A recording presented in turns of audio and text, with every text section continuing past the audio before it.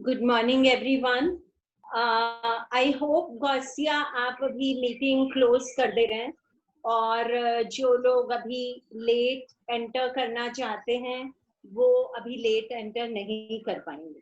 आई hope कि आपने ये डिसिप्लिन शुरू कर दिया है कि आप ठीक 11:30 पे मीटिंग को प्लीज क्लोज कर दीजिए, है ना? या बिकॉज लेट एंटर करने से क्या होता है कि आपको पूरी बात समझ में नहीं आएगी, और पूरी बात समझ में नहीं आएगी तो प्रैक्टिस करने का मन नहीं करेगा, और प्रैक्टिस अगर नहीं करेंगे तो ये जो आप टाइम स्पेंड कर रहे हैं इसका कोई फायदा नहीं होगा आपको। तो ये हमारे हित में नहीं है कि आप समय से ज्वाइन करें, ये आपके अपने हित में है। पर इस बैच में ये डिसिप्लिन आ ही नहीं पा रहा था, तो इसलिए हम लोगों ने ये डिसाइड किया है कि हम ठीक 11:30 पे इस मीटिंग को क्लोज कर देंगे and late comers will not be able to enter. All right, so I hope कि आप लोग सब बिल्कुल मजे में हैं, फॉलो कर रहे हैं, समझ रहे हैं और अनुभव कर रहे हैं कि इस चीज का जो आप एक नई पूरी जीवन शैली सीख रहे हैं, इसका आपके शरीर, आपके मन, आपके दिमाग पर क्या इफेक्ट हो रहा है। आई होप कि आप उसको अनुभव कर रहे हैं। कुछ लोग जो ज्यादा एक्टिव हैं वो इस अनुभव को शेयर करते रहते हैं, हमें पता चलता रहता है कि आपके ऊपर इसका क्या इफेक्ट हो रहा है। लेकिन कुछ लोगों का हमें एक्चुअली बहुत समय तक समझ में नहीं आता कि क्या फर्क पड़ रहा है। तो प्लीज जब तक आप बताएंगे नहीं पता नहीं चलेगा, और जब तक पता नहीं चलेगा तो फिर कभी कभी मन में ये भी होने लगता है यार क्या कर रहे हैं, इसका कुछ फायदा हो रहा है कि नहीं हो रहा है। तो बहुत बार मेरे दिमाग में ये चीज आती है कि जो 5, 6, 8, 10, 12 लोग जो एक्टिव हैं उन्हीं को फायदा हो रहा है क्या, और हम जो इतना लंबा जो पूरा इस कार्यक्रम को करने में जो एनर्जी लगती है और जो सबका समय लगता है, तो हम सही कर रहे हैं या नहीं कर रहे हैं। तो आप लोग भी प्लीज मुझे बताइए, आज वैसा ही वाला दिन है मेरा कंफ्यूजन का। मुझे बताएंगे कि हाँ इसका कोई फायदा आप अनुभव कर रहे हैं, तभी हम इसको कंटिन्यू करेंगे, अदरवाइज कोई पॉइंट नहीं है। गौसिया आपको कुछ दिखाई दे रहा है? जी मैम, हम सब तो दिख रहे हैं लेकिन बहुत सारे लोगों को नहीं दिख रहे, तो कुछ लोगों के थम्स अप नहीं दिख रहे हैं, उनको एक आध जने को अनम्यूट करें, पता चले कि क्या चीज उनको बात नहीं समझ में आ रही है और करना क्या है उसके बारे में। मैम हमारे साथ पूर्णिमा जी हैं। Yes Purnima, please. Purnima ji please अपना माइक अनम्यूट करें। पूर्णिमा जी,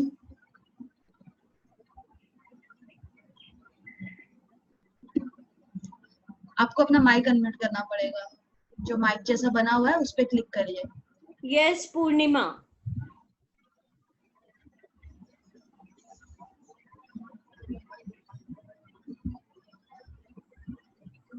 अगर आप बोलना नहीं शुरू करेंगे तो अब हम लोग वैसे करना शुरू कर देंगे। Purnima Purnima Purnima, come on Gausiya. Purnima ji ma'am आ गई। सुनना माइक अनम्यूट हो गया पूर्णिमा जी, बोलिए। एक्चुअली उनको पता नहीं लग रहा, उनका माइक हो गया। आपकी आवाज आ रही है, बोलिए। पूर्णिमा, हाँ बताइए आप कहाँ से हैं? नहीं, माइक कहाँ? मैंने आवाज सुनाई नहीं दे, किसमें करूं? मैम उनका नेटवर्क का प्रॉब्लम है। पूर्णिमा जी मैम पूछ रही हैं आप कहाँ से हैं? किसने बात को मैंने ऐसी बोलिए, आपकी आवाज आ रही है। किसी और को देखिए गौसिया। जी मैम। हाँ जी, जिन्होंने थम्स अप नहीं किया था सुबोधिनी जी हैं। सुबोधिनी जी प्लीज अपना माइक अनम्यूट करिए।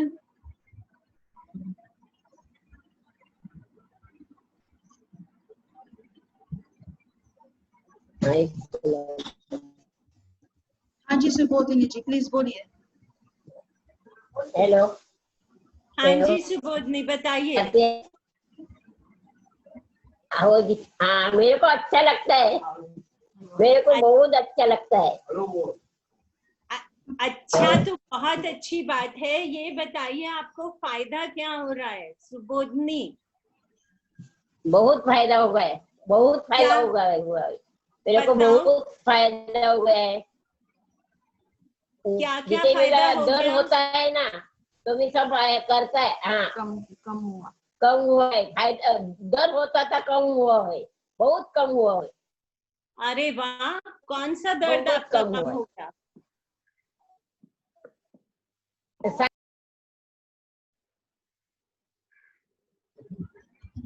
All right. जी मैम। कुछ कुछ समझ तो आया, कम से कम उनका दर्द कम हो रहा है। हाँ जी मैम, या पेन कम हो रहा है। हम्म। और कोई है जो मैम लाइक जिन्होंने कैमरा को ऑफ कर रखा है, मुझे ऐसा लगता है उनको नहीं फायदा हो रहा है, इसलिए उन्होंने कैमरा ऑफ कर रखा है। तो मुझे ऐसा भी लगता है गौसिया, जिन लोगों ने कैमरा ऑफ कर रखा है उनसे इंटरैक्शन मुश्किल है। तो आप इस बारे में सोचिए कि उनको ये मीटिंग में रहना चाहिए या नहीं। मैम बहुत सारे लोग अब ऑन कर रहे हैं कैमरा।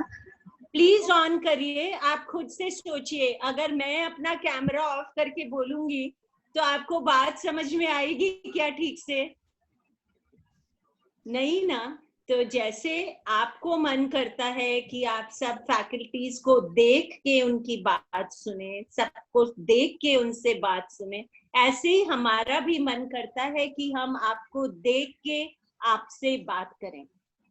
नहीं तो ऐसा मुझे कभी कभी लगने लगता है कि मैं अपने लैपटॉप से बात कर रही हूँ। अभी सबका कैमरा ऑन है गौसिया? मैम सबका तो नहीं, लेकिन मोस्ट ऑफ देम का है कैमरा ऑन। तो आपको लगता है कि जिनका कैमरा ऑन नहीं है वो मीटिंग से निकल सकते हैं? मैम लाइक अगर वो लोग इंटरेस्ट नहीं शो कर रहे हैं तो I guess we have to fake, ये सेटिंग करनी पड़ेगी कि जो लोग का कैमरा ऑन नहीं होगा वो लोग ये अटेंड नहीं कर पाए। बिल्कुल बिल्कुल, because otherwise this is not making sense to me. आप लोग को 1 मिनट और है, आप लोग या तो कैमरा ऑन कर लीजिए, या अगर आप मीटिंग को लीव करना चाहते हैं तो मीटिंग भी लीव कर सकते हैं। Otherwise we will have to do that. मैं आप सबसे रिक्वेस्ट करूंगी कि प्लीज अपना कैमरा ऑन कर लीजिए। लाइक अगर मैं अपना कैमरा बंद करके आप लोगों से बात करूं एंड हेलो दोस्तों कहूं तो वो अच्छा नहीं लगेगा। ट्राई करते हैं क्या मैं एक बार कैमरा ऑफ करके बात करूं मैम? लेट्स सी उनको अच्छा नहीं लग रहा है या नहीं। नहीं गौसिया, प्रॉब्लम ये है ये लोग बात भी नहीं कर रहे हैं ना जिनका कैमरा ऑफ है, तो कुछ पता ही नहीं चल रहा जी मैम, लोग अब कि ऑन हो कर क्या। रहे हैं धीरे धीरे। ऑन कर लीजिए प्लीज अपना कैमरा।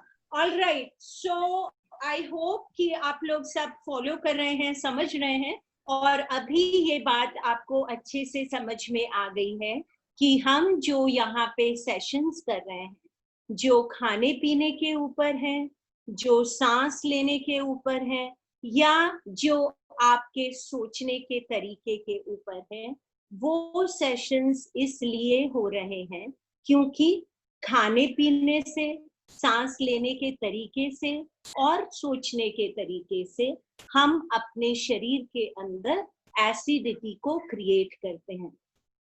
ये जो एसिडिटी है, टॉक्सिसिटी है, इसी के ऊपर कैंसर के सेल्स पलते हैं।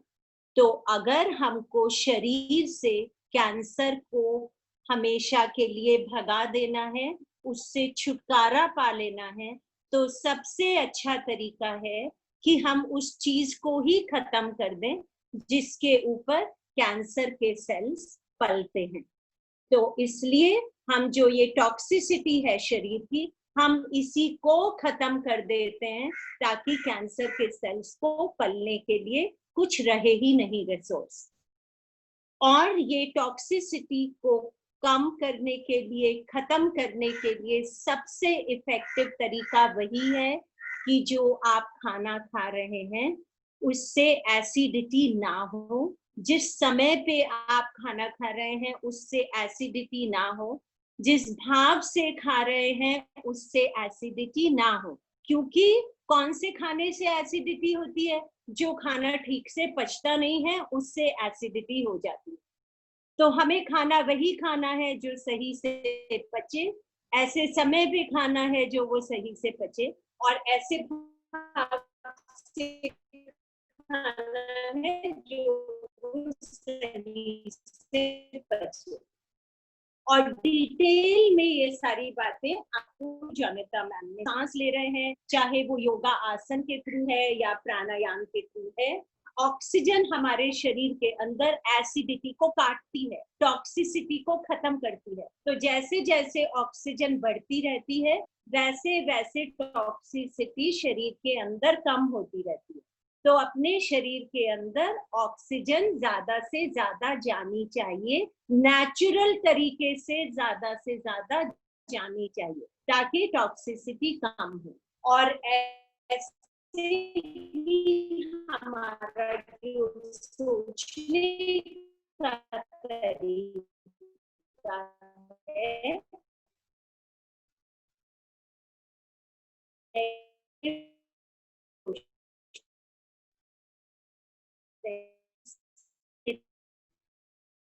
ना तो हम खाना सही से खा पाते हैं तो वो पचता नहीं है, और हम सांस भी ठीक से नहीं लेते।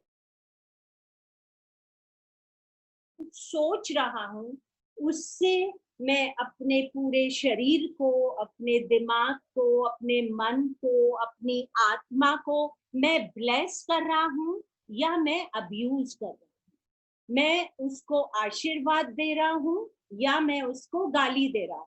अगर मैं गाली दे रहा हूँ तो टॉक्सिसिटी होगी ही।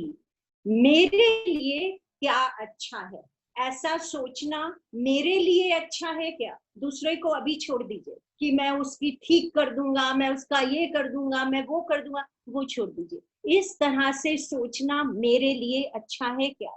ये जो खाना मैं खा रहा हूँ ये मेरे लिए अच्छा है क्या?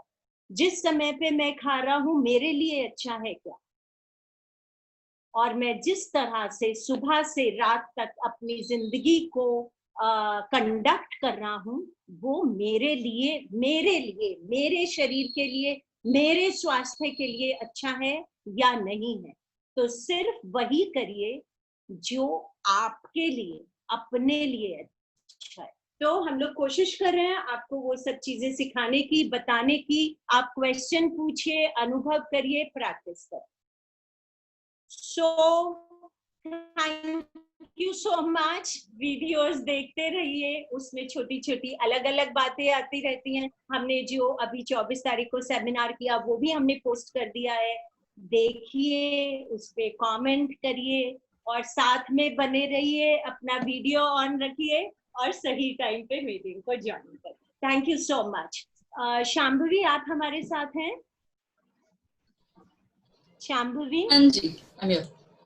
हाय Shambhavi, welcome very much. Actually इस बार 24 तारीख के चक्कर में ये जो साइकोथेरेपी का सेशन पहले हो जाना चाहिए, इसका थोड़ा डिले हो गया है, I know, but we need to catch up because these are such important sessions for people. Absolutely. Yeah, we'll figure this out. So please. Yes. Good morning पहले तो सभी को, और मैं उम्मीद कर रही हूँ कि आप सब सारे, yes, I am seeing lot of thumbs up, very good. Okay, तो मैं ऐसे उम्मीद कर रही हूँ कि सारे अपने घर में बहुत अच्छे से सेफ है, सारे गवर्नमेंट के रूल्स जो भी है उसका पालन कर रहे हैं, साथ ही अपने सेहत का ध्यान रख रहे हैं। और जब हम बात करते हैं सेहत की तो सिर्फ हमारे फिजिकल हेल्थ की नहीं, तो हमारे मानसिक सेहत की, यानी कि हमारे मेंटल हेल्थ का भी हमें उतना ही ध्यान देना होता है, राइट? और मेंटल हेल्थ की जब बात आती है तो हम बात करते हैं काफी सारे पहलुओं के बारे में, जिसके बारे में आज हम थोड़ा थोड़ा बात करेंगे, फिर आने वाले सेशंस में और ज्यादा बात करेंगे। ऑलराइट, ठीक है। तो हम जब मानसिक स्वास्थ्य की बात करते हैं, यानी कि हम किस चीज की बात कर रहे हैं? मन की, यानी कि माइंड की, है ना। अब मन एक ऐसी एंटिटी है, चीज है, जो कि ना बात तो हम सब करते हैं उसके बारे में कि हमारा आज मन खराब हो गया, मन मेरा उदास है, ये सब हम कहते हैं ना। पर हमें अगर पूछा जाए कि मन है कहाँ, मन का अस्तित्व है नहीं है, तो इसके बारे में हमें बिल्कुल पता नहीं होता है नहीं है, क्या है, कुछ पता नहीं है। पर जैसे हवा होती है ना, हवा नजर तो आती है नहीं, अगर हवा बंद हो जाए तो क्या हो जाएगा? प्रॉब्लम हो जाएगी ना। बस उसी तरीके से मन का भी जो वजूद है, उसका जो अस्तित्व है, वो उतना ही महत्वपूर्ण है। हालांकि वो नजर नहीं आता, बट बहुत बहुत इंपॉर्टेंट होता है ना।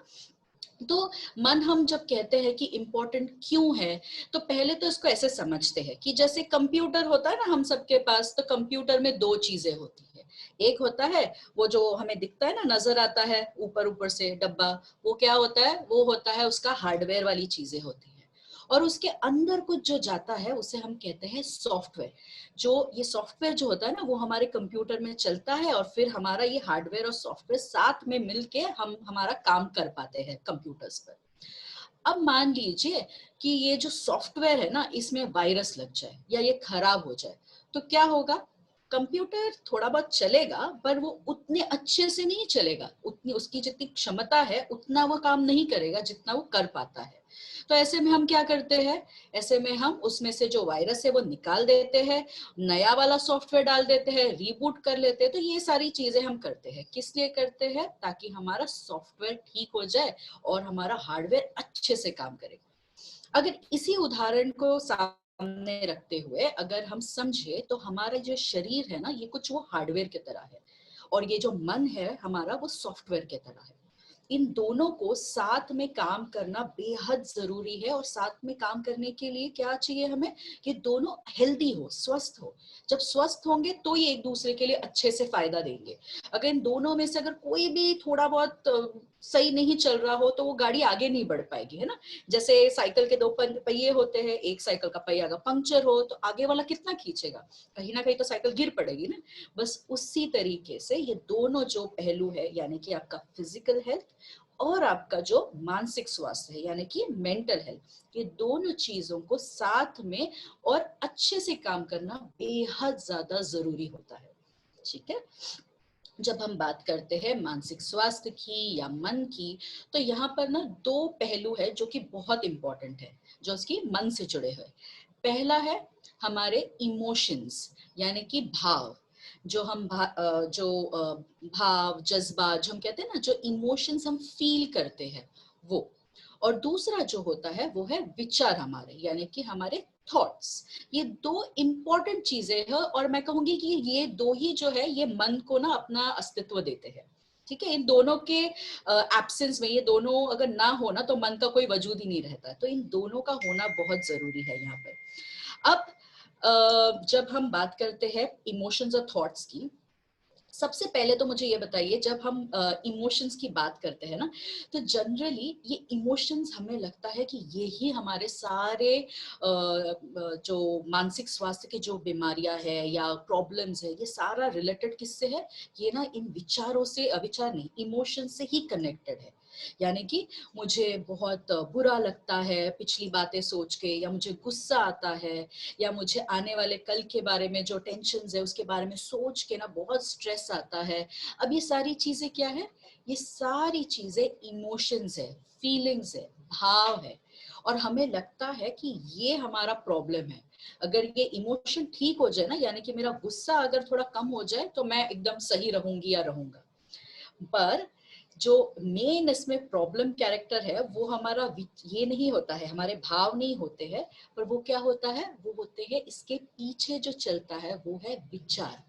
यानी कि हम कोई भी जो हम भाव अनुभव करते हैं ना, वो हम किसी विचार के एब्सेंस में नहीं कर सकते। यानी कि बिना किसी विचार के हम गुस्सा अनुभव कर सकते हैं, ना हम खुशी अनुभव कर सकते हैं। अभी आप ऐसे किसी को देखो ना, बैठे बैठे मुस्कुरा रहे होंगे, आप उनको पूछोगे अरे क्या हो गया, क्यों मुस्कुरा रहे हो, तो हम बोल देते हैं कुछ नहीं कुछ नहीं। पर अगर आप उनके दिमाग के अंदर झांक के देखोगे तो आपको पता चलेगा कि कोई पिछली बात याद कर रहे होते हैं, कुछ गाने से जुड़ी हुई कोई घटना याद आ जाए, तो इसलिए बैठे बैठे लोग मुस्कुराने लगते हैं। होता है ना, हम देखते हैं अक्सर लोगों को ऐसी कुछ चीजें करते हुए। अब क्यों मुस्कुरा रहे हैं, अच्छा क्यों लग रहा है, ऐसे ही लग रहा है, ऐसे नहीं लगता। उसके पीछे का एक विचार जो आया होता है ना उस वक्त मन में, उस विचार के कारण वो बैठे बैठे मुस्कुरा रहे होते हैं। और जैसे ही ऐसे बिना किसी घटना के बस मुस्कुरा रहे हैं, उसी तरीके से बैठे बैठे काफी लोगों को आंसू भी निकलने लग जाते हैं, बहुत गुस्सा भी आने लग जाता है। अब ये सब क्या हो रहा है, क्या कोई घटना हो रही है? बिल्कुल नहीं हो रही है। फिर भी क्या हो रहा है, वहां पे वो जो इमोशंस है उनको वो एक्सपीरियंस कर रहे हैं। क्यों? क्योंकि जो विचार आ रहे हैं वो कहीं से तो आ रहे हैं, वो यहाँ के नहीं है, प्रेजेंट मोमेंट के नहीं होते हैं। तो हालांकि ये जो इमोशंस हम फील करते हैं वो काफी अलग अलग किस्म के होते हैं। जैसे खुशी लगती है हमें, दुख लगता है, बहुत हम होते हैं ना, ऐसे उत्साह होता है हमें, या कभी कभी आगे के बारे में सोच के घबराहट भी होती है। तो ऐसे इमोशंस बेहद सारे हैं, पर इनमें से सारे क्या हमें प्रॉब्लम देते हैं? सारे हमें प्रॉब्लम नहीं देते। इनमें से जो कुछ है ना, जो बिना मतलब के, जैसे गुस्सा आता है, तो ये हमारे लिए जरूर प्रॉब्लम क्रिएट करते हैं। क्यों? क्योंकि ये जब इमोशंस आते हैं तो हम एक प्रकार से, ना कि सिर्फ हमारे मेंटल लेवल पे, यानी कि सिर्फ मानसिक तौर पे हम इसे अनुभव नहीं करते, पर हम फिजियोलॉजिकली भी इसको अनुभव करते हैं। यानी कि हर एक वो इमोशन जो आप मन से अनुभव कर रहे हो ना, मानसिक तौर पे, वो आपका शरीर भी उसी प्रकार से अनुभव कर रहा होता है। और हम जब शरीर की बात करते हैं तो शरीर किस चीजों से बना होता है? हमारे ऑर्गन्स से बना हुआ है, मांसपेशियों से बना है, सेल्स से बना है। और यहाँ पे हम सब जब बात कर रहे हैं वो सब बातें घूम फिर के आती है इस सेल के ऊपर। तो ये सारे जो आपके विचार है, सारे जो आपके भाव है, इन सब का इफेक्ट कहाँ पे पड़ता है? डायरेक्टली आपके उस सेल के ऊपर पड़ता है। और इसीलिए बहुत जरूरी हो जाता है कि हम विचार क्या कर रहे हैं इस मोमेंट में। अगर हमारे विचार इस क्षण में रहे ना, इस प्रेजेंट मोमेंट में, तो बिल्कुल कोई प्रॉब्लम ही नहीं होती है। प्रॉब्लम कब शुरू होती है? जब हमारा विचार पीछे चलता है या फिर आगे चलता है। और पीछे चलने में भी वैसे कोई दिक्कत होती नहीं है, जब तक ऐसा कोई इमोशन ना आए जो हमें प्रॉब्लम दे। यानी कि 10 साल पहले अगर मुझे किसी ने कुछ बोल दिया हो और आज यहाँ पे बैठे हुए मैं उस बात को याद करके मुझे उतना ही रोना आ रहा है, मुझे उतना ही गुस्सा आ रहा है, तो उससे क्या हो रहा है? क्या वो स्थिति अभी है यहाँ पर? वो स्थिति है नहीं यहाँ पर। क्या वो इंसान यहाँ पर है अभी? वो इंसान भी यहाँ पर नहीं है। मतलब यानी कि वो इंसान जहां भी है अपनी जिंदगी में मस्त है, उसको कोई फर्क नहीं पड़ रहा है। पर हम क्या कर रहे हैं यहाँ पे बैठ के? हम वो पूरा जो अनुभव है वो दोबारा हमारे लिए यहाँ पे दोबारा से बना रहे, क्रिएट कर रहे हैं इधर इस मोमेंट में। और उससे क्या हो रहा है? हमने उस वक्त जो जो अनुभव किया था, ना कि सिर्फ हमारे विचारों में बट शरीर में भी, वो सारा कुछ इस वक्त हम अनुभव कर रहे हैं। और क्या वो अनुभव हमारे शरीर के बाहर जा रहा है? नहीं जा रहा है। क्यों नहीं जाएगा? क्योंकि वो स्थिति तो है ही नहीं, वो इंसान यहाँ पे है ही नहीं। पर फिर भी हम जब अनुभव कर रहे हैं और उसको बाहर जाने का मौका ही नहीं दे रहे हैं, तो वो कहाँ जाएगा? वो यही रहेगा ना। तो सारा जो इमोशन है जो आप महसूस कर रहे हो और वो बाहर जा ही नहीं रहा, तो वो आपके शरीर में ही रह जाता है। मैं आपको एक चीज बताती हूँ कि हम जब कोई भी घटना जब प्रोसेस करते हैं ना, प्रोसेस यानी कि जब हमारे साथ हो रहा होता है तो हम एक तरीके से उसको प्रोसेस करते हैं, यानी कि हम उसको देख रहे हैं, समझ रहे हैं, ये सब हम करते हैं। हम जब इन चीजों को प्रोसेस करते हैं ना, तो हमारा ब्रेन प्रोसेस कर रहा होता है। ब्रेन हमारा इसको समझता है, इसको मतलब देता है और इसको सेव कर लेता है। जैसे हम मोबाइल में सेव करते हैं ना हमारे फोटोज को, पिछले फोटोज को सेव करके रखते हैं, उसी तरीके से जो जो मेमोरी हो रही है ना, उन मेमोरीज को हमारा ब्रेन लेता है और इसको सेव करता है। अब ये प्रोसेस कैसे चलता है मैं आपको बताती हूँ। आपका ब्रेन ये है, आपका ब्रेन के दो हिस्से हैं, राइट और लेफ्ट।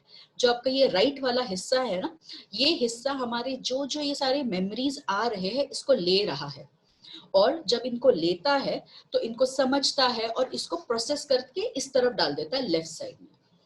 अब समझिए कि मेरे सामने ऐसी कोई घटना हो रही है जहां पर बहुत इमरजेंसी वाली सिचुएशन है, यानी कि जहां पे मुझे उस सिचुएशन को इधर मुझे फाइट करने की जरूरत पड़ रही है या फिर मुझे वहां से भागने की कोशिश करनी पड़ रही है। जैसे समझिए अगर मैं किसी जंगल में खो गई हूँ, मेरे सामने कोई जंगली जानवर आता है, तो मुझे क्या करना पड़ेगा, मुझे इधर उसको मारना कर पड़ेगा या फिर मुझे वहां से भाग जाना पड़ेगा। तो ये दो चीजें मुझे करनी पड़ती, इनमें से कुछ एक करना पड़ता है। तो ये होता है इमरजेंसी सिचुएशन, राइट। ऐसे हमारे जीवन में कई सारे इमरजेंसीज आते हैं, जरूरी नहीं हमारे सामने कोई जानवर आए। तो ये इमरजेंसीज किस प्रकार के होते हैं, शायद किसी के साथ अनबन हो गई, घर में झगड़ा हो रहा है, तो ऐसे झगड़े में भी हमें लगता है कभी कभी इसको एक दे दूं अभी, या फिर लगता है मुझे यहाँ से भाग जाना है, मुझे सुनना ही नहीं है। ये सब हम अनुभव करते हैं ना। पर इन दोनों स्थितियों में ना हम वहां से भाग पा रहे होते हैं, ना हम झगड़ पा रहे होते हैं। अक्सर ये लोग कौन होते हैं, हमारे घर के कोई बड़े हो सकते हैं, या समझिए मेरे ऑफिस में मेरे बॉस हो सकते हैं। तो मैं इनको उल्टा जवाब भी नहीं दे पाऊंगी और मैं वहां से भाग भी नहीं सकती हूँ। क्यों? क्योंकि शायद वो मुझे जो पैसे दे रहे हैं, मुझे जो सैलरी मिल रही है, उससे मेरा घर चल रहा है। तो वो स्थिति मेरे लिए बिल्कुल अच्छी नहीं है, मुझे अच्छा नहीं महसूस हो रहा है, पर फिर भी मैं वहां पे अपने आप को पा रही हूँ कि मैं वहां पे अटक गई हूँ। मैं यानी कि ना, मैं बोलते जैसे हम फ्रीज हो गए हैं कि ना मैं वहां से भाग रही हूँ, ना मैं उसको फाइट आउट कर रही हूँ। जब इस प्रकार की स्थितियां हमारे जिंदगी में आती है, तो वो जो मेमोरी हमारा ब्रेन प्रोसेस करता है ना, वो प्रोसेसिंग होता ही नहीं है। यानी कि वो मेमोरी आती है, वो यहाँ तक आती है, पर यहाँ से यहाँ जाती ही नहीं है। और इसीलिए जब जब हम उस घटना को दोबारा से याद करते हैं ना, एक प्रकार से, तो हम वो सारी चीजें इस प्रकार से याद हो रही है और ऐसे अनुभव हो रहा है कि अभी हो रहा है ये शायद मेरे साथ। और ये बार बार होता रहता है। ये बार बार क्यों होता रहता है? क्योंकि वो यहाँ से यहाँ गया ही नहीं होता है। बाकी हमारे जीवन के जितने मेमोरीज है वो यहाँ से यहाँ जाते हैं, और इसीलिए हम बैठे बैठे अक्सर उन चीजों के बारे में सोचते नहीं है इतना ज्यादा। कुछ अच्छा हुआ हो तो उसके बारे में इतना सोचते नहीं है। क्यों? क्योंकि वो अच्छे से एक फाइल में डाल के ब्रेन ने उसको प्रोसेस कर दिया है, अपने मेमोरी बैंक में डाल दिया है। जब तक हम ध्यान देके उस चीज को याद नहीं करते, अक्सर वो मेमोरी इतना जल्दी आता नहीं है। बट सोचिए, मैं खाना बना रही हूँ, गाड़ी चला रही हूँ, जिस वक्त हम एकदम आराम से कंफर्टेबल है, उस वक्त एकदम से सारी वो चीजें याद आ जाती है ना, कि उसने मुझे ऐसे बोला था, मेरे साथ ये बुरा व्यवहार किया था, मेरे पैसे लेके भाग गया, क्यों नहीं किया, मैंने इतना अच्छा कर्मा किया है, मेरे साथ अच्छा क्यों नहीं हो रहा है। ये सारी चीजें हमें कब याद आती है? जब हम कुछ ऐसे काम कर रहे होते जो हमारे रोज के जीवन के काम हो, जैसे खाना बनाना, या घर के कुछ काम कर रहे हो, बर्तन धो रहे हो, कपड़े धो रहे हो, या गाड़ी चला रहे हो, जो कि हमारे रोज के जीवन के काम है। उस वक्त हमारा जो ब्रेन है थोड़ा सा शांत, अपना मतलब रिलैक्स्ड है। और वो जब रिलैक्स हो जाता है तब क्या होता है, ये जो सारे मेमोरीज है जो प्रोसेस नहीं हुए हैं, जो आधे में ही रह गए हैं, वो सारे धीरे धीरे धीरे ऊपर आना शुरू होता है। और तभी हमें महसूस होता है इस वक्त मुझे सारी बातें याद आ रही है। तो ऐसे हमारे पास बहुत सारे क्लाइंट्स आके बोलते हैं, इवन संजीवनी के प्लेटफॉर्म पर भी मैंने काफी अक्सर ये लोगों से सुना है कि मुझे वो पिछली जो बातें हैं वो बिल्कुल मतलब मेरे दिमाग से जाती ही नहीं है, आज भी वैसे ही याद आता है, वैसे ही रोना आना शुरू हो जाता है। ये सब क्यों हो रहा है? क्या वो घटना हो रही है आपके साथ? बिल्कुल नहीं हो रही है। फिर भी क्यों हो रहा है?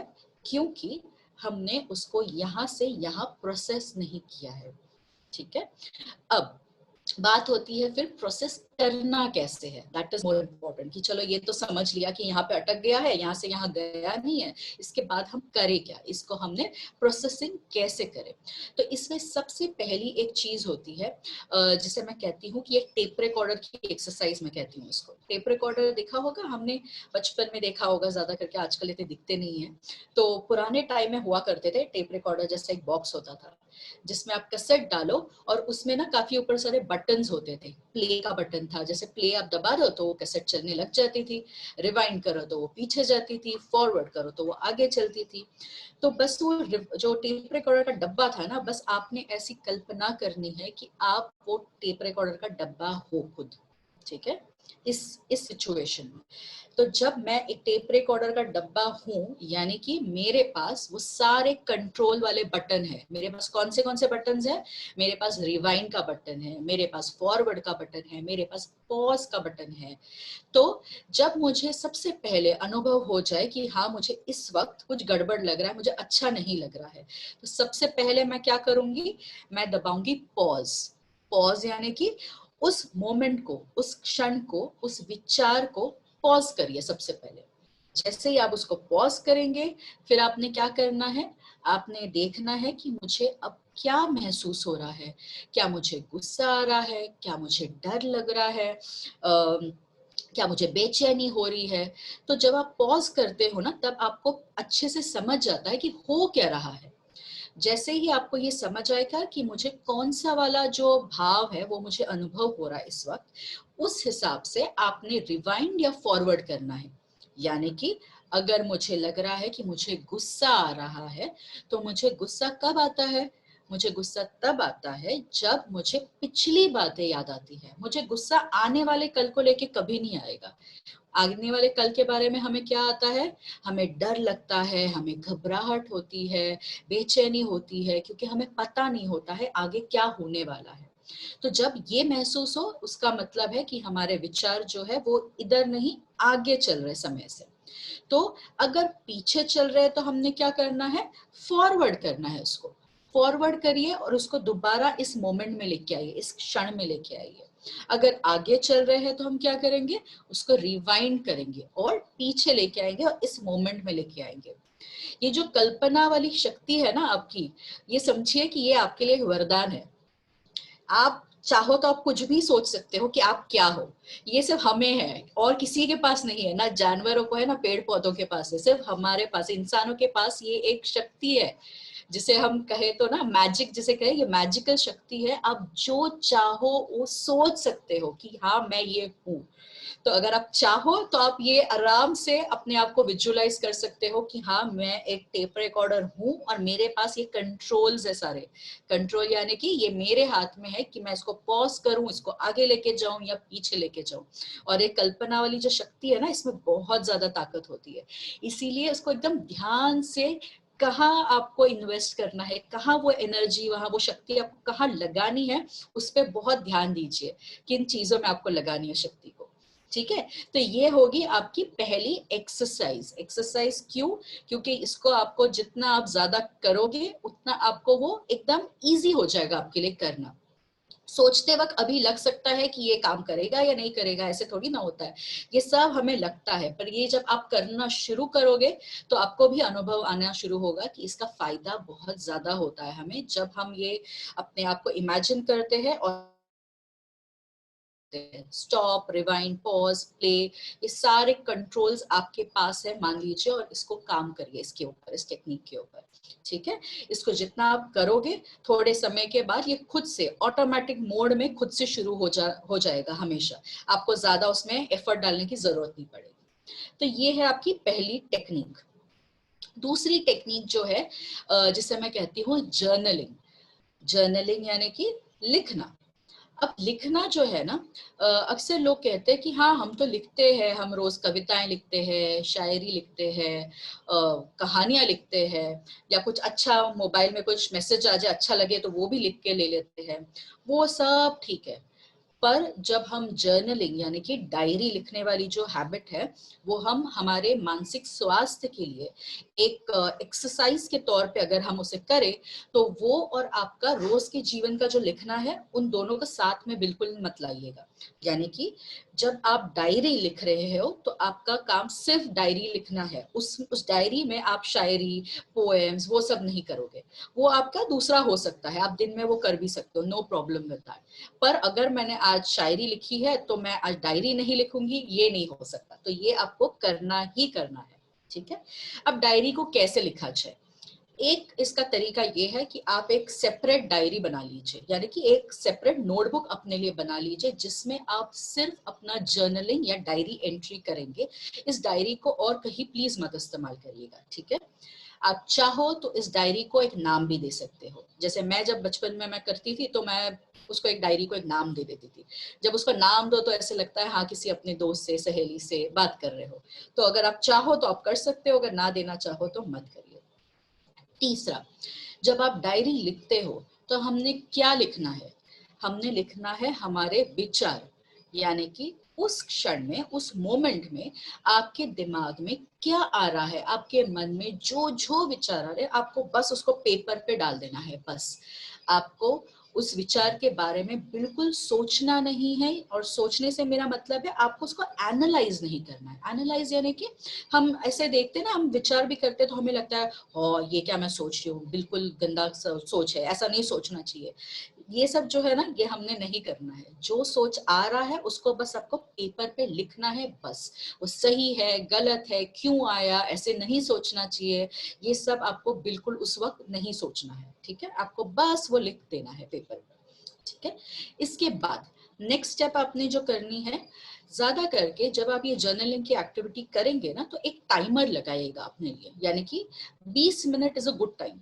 20 मिनट का अगर आप अलार्म सेट कर लीजिए कि यानी कि 20 मिनट जैसे ही खत्म हो जाते हैं आप अपनी डायरी वाली जो एंट्री है वो बंद कर सकते हो। क्यों? क्योंकि नहीं तो ये अक्सर आजकल मैंने देखना शुरू किया कि लिखने कुछ कुछ लोग शुरू कर देते हैं और फिर कहते हैं कि मैं 1 घंटा लिख ही रही थी, मेरे विचार बंद ही नहीं हो रहे थे। इसीलिए एक टाइम जब आप दोगे ना तो वो एक थोड़ा सा स्ट्रक्चर हो जाएगा, बस आप पूरा समय उसमें नहीं डालोगे। तो एक टाइम दीजिएगा उसको कि आज मैंने सिर्फ 20 मिनट्स लिखना है। तो 7 बजे का अगर मैंने टाइम लगा लिया तो 7 से 7:20 तक 20 मिनट आप अपने हिसाब से उसको एडजस्ट कर लीजिए। 15 से 30 में कहीं पर भी अपना टाइम लिमिट सेट करिए, ओके। इसके अलावा अगर आप दिन का एक समय फिक्स कर पाओ कि मुझे इतने बजे ये एक्टिविटी करनी है, तो इसका बेहद ज्यादा फायदा होता है जब आप उस चीज को उसी समय रोज करो। फायदा क्यों होता है? क्योंकि आपको रोज अपने आप को फिर दोबारा दोबारा याद दिलाना नहीं पड़ेगा। जब इतने बजे का टाइम आपके दिमाग में सेट हो जाता है ना कि रोज 7 बजे शाम को मैंने डायरी लिखनी है, वो एक प्रकार से हैबिट हो जाती है, आदत पड़ना शुरू हो जाती है। जैसे नहीं हमें डॉक्टर दवाई देते हैं कि इतने बजे अपने लेनी है ये वाली दवाई, तो हम लेते हैं। क्यों? क्योंकि हमें रोज बोला गया है रोज इतने बजे करनी है। बस उसी तरीके से ये एक्टिविटी उतने टाइम जैसे हो जाएगा ना, वो खुद से आपको याद आ जाएगा, ओ मुझे डायरी लिखनी है आज, ठीक है। तो उस प्रकार से इसको करिए। तो एक है आपने एक सेपरेट डायरी रखनी है। दूसरा है अगर चाहो तो इस डायरी को नाम दीजिए। तीसरा, आपको उस वक्त जो भी विचार आए उसके बारे में कुछ भी सोचना नहीं है, समझना नहीं है, जैसे आ रहा है उसको बस लिखना है। और चौथा, एक टाइमर के साथ इसको करिएगा कि इतने समय के लिए ही ये डायरी एंट्री करनी है, और दिन का एक पर्टिकुलर टाइम सोच के रखिए मुझे इतने बजे इसको करना है, तो रोज आपने उसी समय को इस एक्टिविटी को करना है। अब मान लीजिए कि मुझे ना लिखना तो है, बहुत कुछ लिखना है, पर शायद मेरे घर पे इतने सारे लोग हैं कि मैं पता नहीं मुझे मैं लिख पाऊंगी या नहीं पाऊंगी, क्योंकि मैं लिखूंगी और किसी ने पढ़ लिया तो, या ये लोग क्या सोचेंगे मैंने क्या लिखा है।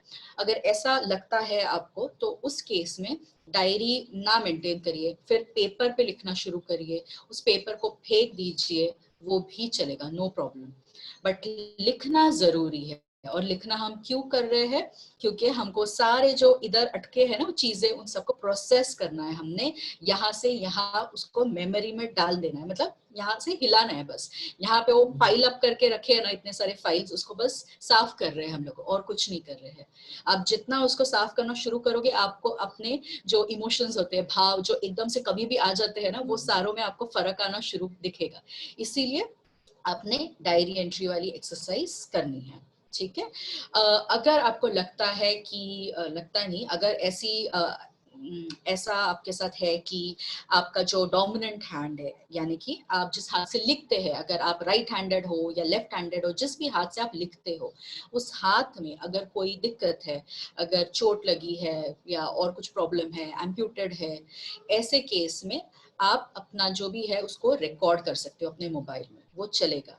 पर अगर आप लिख पाते हो तो प्लीज इसको एक ऑल्टरनेटिव मत बनाइए कि क्योंकि रिकॉर्ड करना भी बोला है तो हम रिकॉर्ड करेंगे, वो मत करिए। अगर लिख पाते हो तो प्लीज इसको लिखिएगा, क्योंकि लिखना और सिर्फ फोन में रिकॉर्ड करना या रिकॉर्डर में रिकॉर्ड करना, इन दोनों का जो इफेक्ट होता है वो अलग रहता है।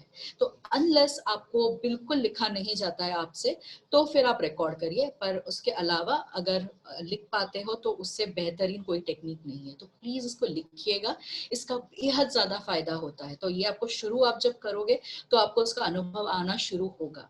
और आपको अभी तक मेरे ख्याल से ये बात बताई गई होगी और आपको ये पता भी होगा कि आपको अगर किसी भी नई चीज का, पहली बात अगर फायदा लेना है तो इसको रोज करना और लगातार करना जरूरी है। और लगातार हम कितने दिन करते हैं? हम एटलीस्ट 21 डेज करते हैं, यानी कि 21 दिन इसको रोज लगातार उसी समय आप जब करोगे तो आपके ब्रेन में उसका एक नया रास्ता बनता है, न्यूरो पाथवे, जिसके कारण वो हैबिट बनना शुरू होता है, यानी कि आदत सी लगने लग जाती है उस चीज की। और जब इस आदत को आप 3 महीने यानी कि 90 दिन रोज लगातार करते रहोगे, तब जाके इसका फायदा जो है वो आपको आपके जीवन में नजर आना शुरू होगा। आपके विचारों में, आपके भावना, आप कैसे एक्सपीरियंस कर रहे हो चीजों को, उसमें आपको फर्क आना शुरू मतलब हो जाता है शुरू। ठीक है, तो कोई भी नई चीज जैसे आप यहाँ पे अभी सीख रहे हो संजीवनी के प्लेटफॉर्म पे, जो चीजें आप नई अभी सीख रहे हो ना, उसको रोज करिए और इस चीज का ध्यान रखिएगा कि ये 90 दिन आप जरूर करिएगा, फिर जाके आपको अच्छे से उसका फायदा मिलना शुरू होगा। ठीक है, तो उस नोट पर Gausiya ji, we are ready to take the questions. अगर आपको कोई सवाल हो मानसिक स्वास्थ्य से रिलेटेड तो प्लीज पूछिए। आपको कोई भी सवाल हो मैम से, जैसे मैम ने कहा, thank you so much ma'am. सबसे पहले तो वेलकम। आपको कोई भी सवाल हो, आपको अगर कोई भी बात परेशान कर रही हो तो आप अपने सवाल भेज सकते हैं, अपना चैट बॉक्स पे लिख सकते हैं, या फिर आप मुझे अपना हैंड रेज कर सकते हैं ताकि मैं आपको अनम्यूट कर सकूं। सावित्री साहू जी, सावित्री साहू जी प्लीज अपना माइक अनम्यूट करें।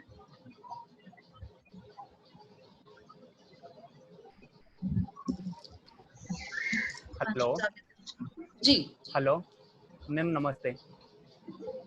नमस्ते मैम, मेरी एक क्वेश्चन है। मेरी एक क्वेश्चन है मैम। हाँ जी मैम, जो पेशेंट है, हाँ जी, उनका मन तो शांत रहता है, लेकिन रात में अजीब अजीब स्वप्न आता, और ये क्यों होता है? ओके, हो गया, मतलब यही था प्रश्न? हाँ जी मैम। Okay okay, alright. अच्छा, तो जो मुझे समझ आया है कि बाकी समय वो ठीक रहते हैं, बट सोने जब जाते हैं तब उनको बहुत अलग अलग विचार आते हैं, या सपने जो हम कहते हैं वो आते हैं, राइट? हाँ जी। ओके, तो अगर आज आपने वो मेरी पहली वाली बात सुनी होगी, तो मैंने जो बताया था ना कि जो जो हम अनुभव करते हैं वो हमारा ये ब्रेन ले लेता है, हाँ जी, ले लेता है और यहाँ से यहाँ प्रोसेस करना होता है। अगर वो जो हम इंफॉर्मेशन ले रहे हैं, अगर वो इंफॉर्मेशन हमारे लिए बहुत अच्छा अनुभव हमें देती नहीं है, तो वो जो प्रोसेसिंग होता है ना, उसमें दिक्कत आना शुरू होता है। और अगर वो दिक्कत आएगा तो क्या होगा, वो मेमोरी उधर ही रह जाएगी। और जब वो मेमोरी इधर रहेगी, वो एक मेमोरी नहीं होगी, वहां पे बहुत सारे ऐसे मेमोरीज भरे होंगे जो प्रोसेस हुए नहीं है। अब जब हम सोते हैं तब क्या होता है, हमारा कंट्रोल नहीं होता है हमारे मन पर। जैसे इस वक्त तो मेरा कंट्रोल रहेगा कि अगर मुझे दुखी भी लग रहा है फिर भी मैं अपना ध्यान यहाँ पे लाऊंगी, नहीं मुझे अभी यहाँ पे बैठ के बोलना है, तो मैं अपने दुखों को थोड़ा साइड में रखूंगी, अभी मैं उसके बारे में सोच नहीं सकती हूँ। पर जब मैं सोने जाऊंगी तब क्या होता है, मेरा ये जो कंट्रोल है ना कि मुझे क्या सोचना है, मुझे क्या अनुभव करना है, उस पर हट जाता है मेरा कंट्रोल। और जब ये कंट्रोल हट जाता है तो ये जो बहुत सारी अलग अलग मेमोरीज है ना जो कि प्रोसेस हुए नहीं है, वो सारे बाहर आने का, उनको बाहर आने शुरू कर देते हैं। और बाहर कैसे आते हैं, वो एक एक करके नहीं आते, वो तोड़ मरोड़ के साथ में भी आ जाते हैं। इसीलिए अक्सर ये भी हम अनुभव करते हैं कि बहुत अलग अलग अजीब चीजें भी हमें नजर आती है, कि किसी और का मुंह दिख रहा है और किसी और की ही स्टोरी दिख रही है, या कोई हमने मूवी देख ली है उसके साथ में कुछ दिख रहा है। ये होता है ना, अलग अलग चीजें साथ में आ जाती हैं। अब ये क्यों हो रहा है, ये सारे वो मेमोरीज है जो प्रोसेस नहीं हुए हैं। अब आप बात कर रहे हो यहाँ पे पेशेंट की। अब समझिए अगर वो पेशेंट है तो उनके लिए डायग्नोसिस, ये बीमारी का आना, ये सारा अनुभव हम जितना चाहे बोले कि हाँ वो बाकी मानसिक तौर पे खुश है, अच्छे से है, बट जब वो डायग्नोसिस हुआ होगा वो हर एक पेशेंट के लिए उतना ही ज्यादा शॉकिंग होता है। मतलब मेरा स्वास्थ्य बहुत अच्छा रहा हो या खराब रहा हो, मुझे बुरी आदतें हो या नहीं हो, कैंसर का डायग्नोसिस जब भी होता है वो हर एक उस इंसान के लिए बहुत ही सैड रहता है, बहुत दुखद रहता है और बहुत शॉकिंग होता है। और ऐसे में वो सारे मेमोरीज क्या हो जाएंगे, वो जो मोमेंट्स प्रोसेस हो रहे, क्या वो इधर से इधर जाएंगे? वो जाएंगे ही नहीं, क्योंकि उस वक्त वो बहुत शॉक लगा होता है ना कि ये एकदम हाँ से मैम। ये क्या हो गया। उसलिए ये मेमोरी जो है उसको प्रोसेस करना बहुत जरूरी हो जाता है, सारे मेमोरीज यहाँ पे रह जाती है, बस इसीलिए ये होता है। और मैम और एक क्वेश्चन मैम। जी जी मैम हमारी आखिरी केमो थोड़ा लेट हो गया था, 2 महीने लेट हो गया था जी।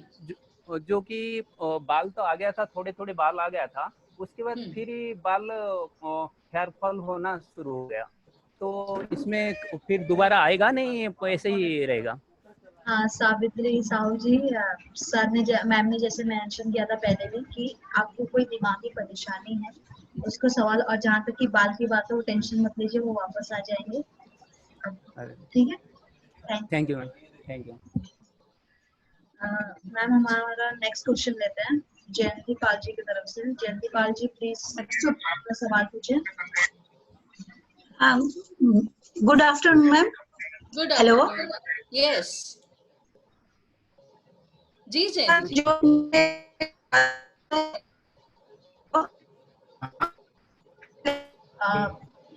जयंती जी आपको,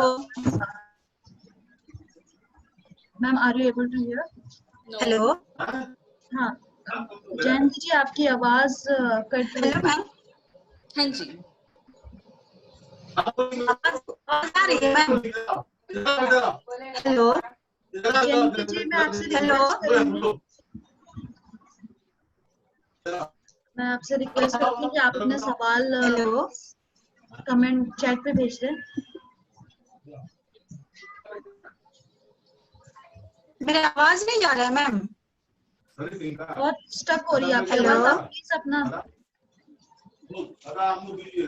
जयंती जी मैं आपसे रिक्वेस्ट करूंगी कि प्लीज आप अपना सवाल चैट पे लिख के भेज दें। मैम हमारा नेक्स्ट क्वेश्चन लेते हैं। जी जी राजेश्वरी जी हैं। राजेश्वरी जी प्लीज अपना माइक अनम्यूट करिए। Good afternoon. Good afternoon. Basically मेरे जो ग्रैंडफादर है उनको कैंसर है। हाँ तो जी।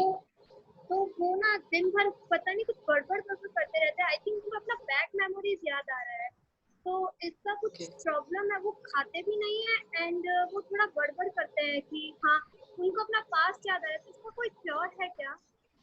As is a very important factor Rajeshwari ji यहाँ पर, बिकॉज ये हो जाता है काफी बार, अगर एज ज्यादा हो और उस वक्त अगर ट्रीटमेंट चल रही है, काफी सारे ये वाले केसेस आते हैं। आई वुडंट रियली से कि इस पे हमारे पास कोई इलाज है, स्पेशली मेरे तरफ से एज एन थेरेपी के दौरान I really don't know if I can recommend उनके लिए पर्टिकुलरली इन चीजों को जो इनको याद आ रहे हैं ना उससे रिलेटेड। बट आप एक बार अपने फिजिशियन जो भी इनको देख रहे हैं, ऑन्कोलॉजिस्ट जो है, उनसे ये बात जरूर डिस्कस करिएगा कि किसी मतलब ये इस चीज के लिए हम क्या किया जाए इसके लिए, because it will be more to do with the brain now, not with the mind. उनके बैक मेमोरीज आ रहे हैं, वो हाँ उनको जी। उनका प्रेजेंट बिल्कुल याद नहीं है, उनके बैक Right. मेमोरीज बहुत स्ट्राइक कर रहे हैं उनको। And right. हाँ वो बार बार नींद में से भी उठ जाते हैं एंड वो बोलना शुरू हो जाते हैं। Right right. तो इसमें बहुत सारे अलग अलग फैक्टर्स इन्वॉल्व है, बट मैं ये डेफिनेटली नहीं बोलूंगी कि जो टेक्निक्स मैं आपको यहाँ पे दे रही हूँ वो उन पे काम करेंगे या नहीं करेंगे, इसकी गारंटी मैं नहीं ले पाऊंगी, बिकॉज इसमें बहुत सारे रोल्स है। बट डेफिनेटली एक बार अपने फिजिशियन को जरूर कंसल्ट करिएगा इसके बारे में, स्पेशली जितने जो पास्ट मेमोरीज है। बाकी आप सबके तौर पर, यानी कि आप एज अ फैमिली मेंबर, फिर उनके बच्चे, आप उनके ग्रैंड चिल्ड्रन हो, तो आप सारे जितना हो सके उतना सोशल सपोर्ट जरूर उनको दीजिएगा, क्योंकि ऐसे में काफी बार ये भी हो जाता है कि थोड़े टाइम के बाद हमारा भी टेम्पर लूज होना शुरू हो जाता है कि क्या है, दोबारा दोबारा वही बात कर रहे हो आप। बट समझिएगा इस बात को कि ये हो जाता है काफी। ये भी है कि जो मेडिकेशन चल रहा होता है, ट्रीटमेंट चल रहा है, उसका भी कभी कभी इस पे इफेक्ट हो पड़ता है। तो जितना हो सके उतना उनको सोशल सपोर्ट इस वक्त देना is very very important from your and. मतलब आपके लिए मैं ये रेकमेंड करूंगी, बाकी उनके लिए मेरे पास एक्चुअली कुछ नहीं है रेकमेंड के लिए अभी। जी, कुछ पूछ रहे हो आप? Okay okay, welcome. Thank you Rajeshwari ji. Ma'am हमारा नेक्स्ट क्वेश्चन है सतीश जी की तरफ से। जी सतीश जी प्लीज अपना माइक अनम्यूट करें।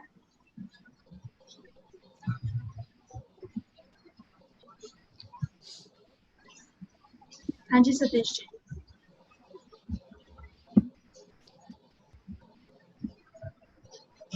सतीश जी आपकी आवाज नहीं आ रही।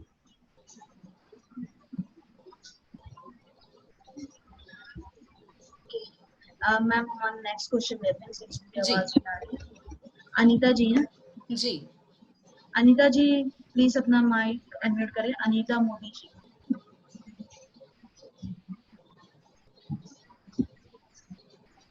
अनीता जी आप हैं?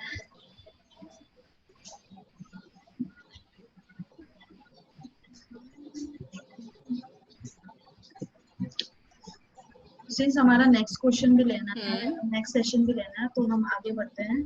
मैम जूली जी हैं। जी जूली जी प्लीज अपना माइक अनम्यूट करें।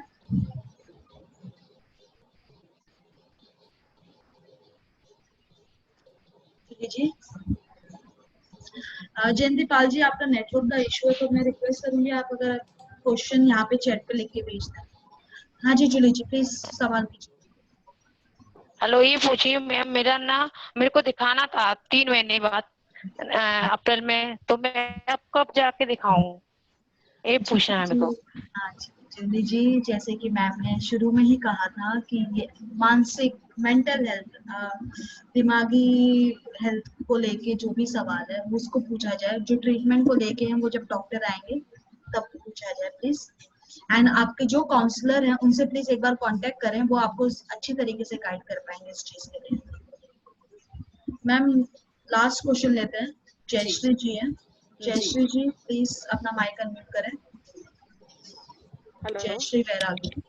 हाँ जी हाँ जी मैम गुड आफ्टरनून। मेरा बचपन में एक हादसा ऐसे हुआ है कि मैं बम्बई में मायका था मेरा, जी और वो 2 ग्रुप में जो झगड़े होते उस पे से एक ऐसे मर्डर मैंने बचपन में देखा था, वो ऐसे वॉल से नीचे गिरते हुए और वो ब्लड वगैरह, वही सपना मुझे हमेशा आता है बार बार बार बार, और उसकी वजह से मेरे में डर है बहुत। तो अभी तक मैं सपने में बहुत बार ऐसे ये मैं दौड़ती रहती हूँ, और वो जो है मारने वाला वो सामने मेरे पीछे आता और मैं एक ही जगह पे दौड़ती हूँ। इसी वजह से मेरा डर बहुत बैठ गया, मैं हमेशा डरती रहती हूँ, अंधेरे से डरती हूँ मैं। ओके ओके जयश्री जी, सबसे पहले एक चीज है, जैसे आपने लिखने की कोशिश करी है उसके बारे में, उस अनुभव को लिखा कभी? नहीं लिखा ना, ठीक है। तो आज की जो एक्सरसाइज है, जो जर्नलिंग मैंने बोला, वो तो आप करिएगा। इसके अलावा एक और एक टेक्निक होती है इसके लिए, ठीक है? वो आप कैसे करेंगी? इसको भी आपको लिखना ही है, पर आपको लिखना क्या है, आपको वो वाला जो अनुभव जो आप याद करते हो ना, तो आपको जो जो डिटेल जैसा याद है, यानी कि जैसे आपके साथ हो रहा था, बस वैसा का वैसा, हर एक जो डिटेल याद आ रही हो वो आपने वैसा का वैसा लिखना है। जब आप लिखोगे ना, उसके बाद उसको जोर से पढ़ना है, ठीक है? ये आप रोज करोगे। कितने दिन करोगे? एटलीस्ट मिनिमम आपको 3 हफ्ते करना है इसको।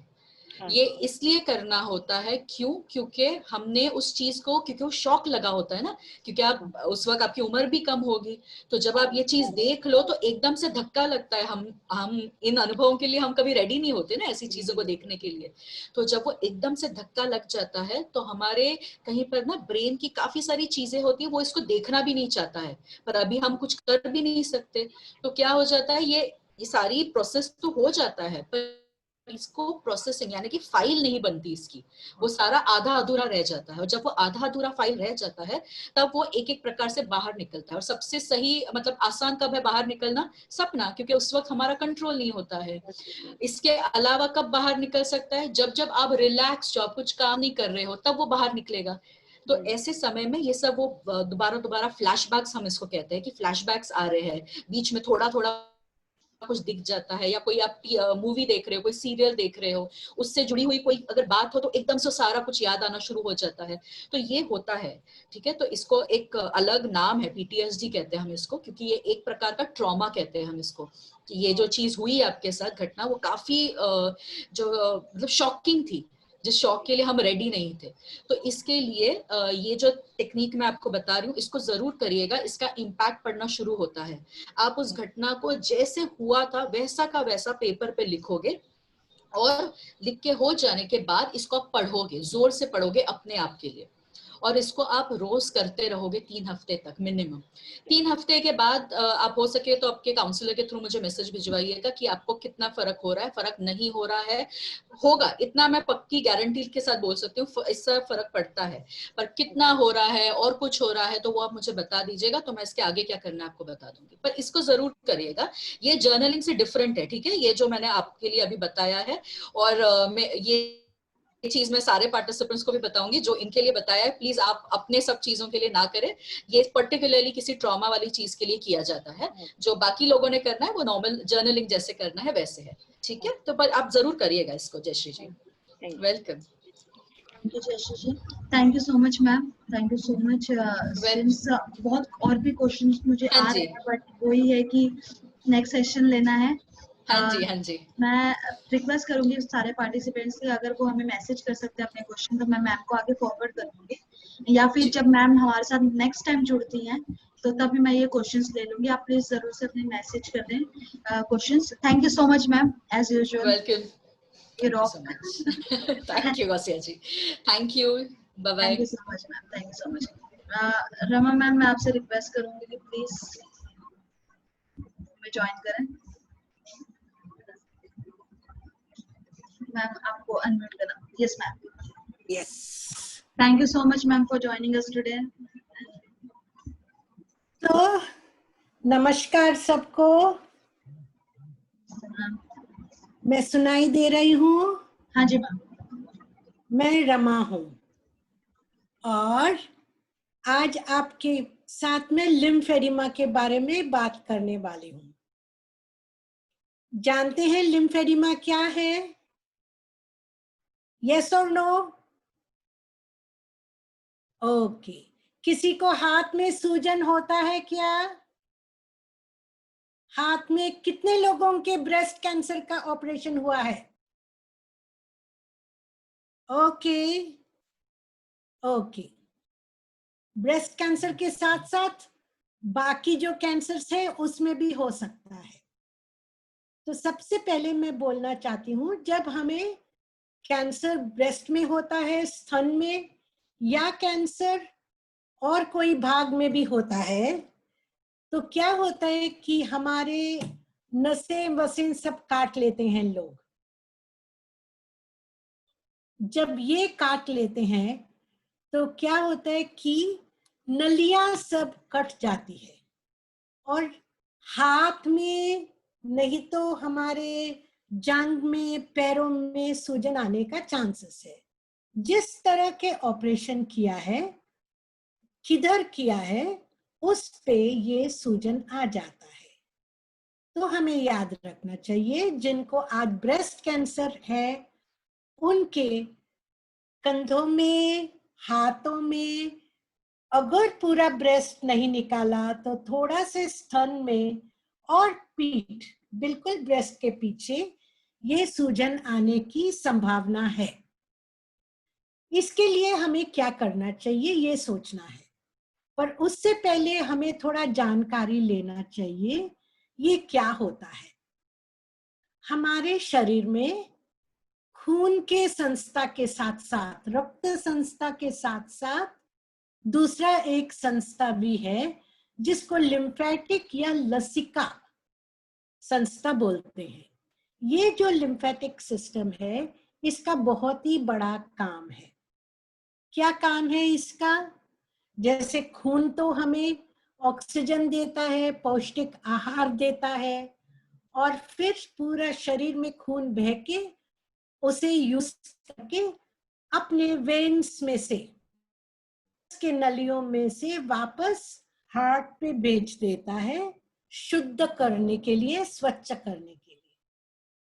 साथ साथ में जो लिम्फेटिक सिस्टम या लसिका संस्था चलता है वो क्या करता है कि हमारे शरीर में मरे हुए पेशियां, कोशिकाएं और फिर जहरीली पदार्थ जो हर रोज हमारे अंदर छोटा छोटा इधर उधर से पहुंच जाता है, उसे सब साफ करने में लगी रहते हैं। जब भी ऐसे वेस्ट प्रोडक्ट, बेकार जो हम यूज नहीं करना चाहते, कचरा होता है, उसे बाहर निकालने के लिए ये संस्था बनाया गया है कुदरत से हमारे शरीर के अंदर। ये सब हर हमारे रक्त के संस्था के साथ भी जुड़ा हुआ है और पिकअप करके उसे सबसे पहले हमारे हार्ट के पास भेज देता है। हार्ट के पास इसलिए भेजता है क्योंकि वो हार्ट में ही बाकी जो खून है, वापरेला खून है, उसके साथ जाके स्वच्छ होके थोड़े किडनीज में निकल जाता है, हमारे पेशाब लघवी में निकल जाता है, थोड़ा वापस स्वच्छ होके शरीर में घूमता रहता है। पर हमें याद रखना जरूरी है कि जब कैंसर का ऑपरेशन करते हैं तो बहुत बार ये छोटे छोटे ग्रंथियां, जिनको हम लिम्फ नोड्स और उनकी नलियां जो लिम्फेटिक चैनल बोलते हैं, उसमें जांच करते हैं। किस लिए जांच करते हैं? क्योंकि जब कैंसर फैलता है तो वो हमारे लिम्फ नोड से ही फैलता है। अगर हमारे बगल ब्रेस्ट में हो गया है तो क्या होता है? ब्रेस्ट में जब होता है तो इधर के जो पास में ग्रंथियां है, लिम्फ नोड्स है, उधर फैलने की संभावना है। हमारे बिल्कुल बगल अंडर आर्म, जिसको काके बोलते हैं मराठी में, उधर तक फैल के उधर से लेके बाकी शरीर में घूमने के लिए निकल के उधर बैठ जाते हैं कैंसर की बुरी बुरी पेशियां। तो डॉक्टर की जिम्मेदारी बनता है कि वो हमारे काक को भी जांच करें, और यदि सीटी स्कैन में, पेट स्कैन में नहीं तो ऑपरेशन करते करते एक दो उधर के ग्रंथियां निकाल के देखते हैं जो ट्यूमर के सबसे करीबी है। जब वो देखते हैं तो उनको क्या पता चलता है? ये बीमारी कितना फैला हुआ है या नहीं है। तो हमें क्या करना चाहिए उस वक्त? अगर हमारे ये गांठें निकाल दिया गया है, हमें अपने जिस साइड में ऑपरेशन हुआ है वो हमें मूवमेंट्स करना बहुत जरूरी है। मूवमेंट्स करना इतना जरूरी है कि हमें उस जगह से वो स्राव बह निकले। अनफॉर्चुनेटली हमारा ये जो लसिका ग्रंथियां है और लिम्फेटिक सिस्टम है खुद काम नहीं करते हैं। वो कैसे काम करते हैं? वो हमारे बाकी संस्थाओं के साथ मदद लेके काम करते हैं। हमारे जो मसल्स है, हमारा जो स्केलेटल है, हड्डियों के सिस्टम है, हमारे चलने में, उठाने में, हिलाने में शरीर, तभी ये संस्था बहने लगता है। पर हम क्या सोचते हैं? ऑपरेशन के बाद घबरा जाते हैं कि मुझे ये हाथ नहीं उठाना, मुझे पैर नहीं उठाना। जिनके कमर पेट में ऑपरेशन हुआ है, जिनके ओवरीज निकाले, पिछवी निकाले, जिनके कुछ और कैंसर के निकाले हैं, वो लोग घबरा जाते हैं कि मैं ये हिलाना नहीं चाहता हूँ। लेकिन याद रखना जरूरी है कि ऑपरेशन के 24 घंटे के बाद हमें मूवमेंट्स शुरू करना है। मैं ये नहीं बता रही हूं कि जबरदस्त हमें मूव करना है। हमें इतना समझाना है कि जो रेंज ऑफ मोशंस बोलते हैं, जो हम हर रोज छोटे मोटे एक्टिविटीज शुरुआत करते हैं, वो शुरुआत करना जरूरी है। जब मैं पेशेंट्स को जाके मिलती हूँ तो क्या करती हूँ, मैं सबसे पहले हैंड शेक करने के लिए जाती हूँ। अभी सोचिए जिनका राइट हैंड है, हम राइट हैंड से शेक हैंड देते हैं, पर मैं किसी का लेफ्ट में हुआ तो लेफ्ट हैंड भी शेक हैंड के लिए पूछती हूँ। वो लोग डरते हैं, हल्के से मैं वो हाथ पकड़ती हूँ और जैसे शेक हैंड कर रही हूँ वैसा मैं वो हाथ हिलाती जाती हूँ उनके लिए। जब मैं हिलाती हूँ और बोलती हूँ अरे आपको तो दर्द नहीं महसूस हो रहा है, किस बात का डर, तो पेशेंट धीरे धीरे हाथ उठाने लगते हैं। जब हाथ उठाते हैं, उसे हिलाते हैं, तभी हमारे स्राव बहने लगता है।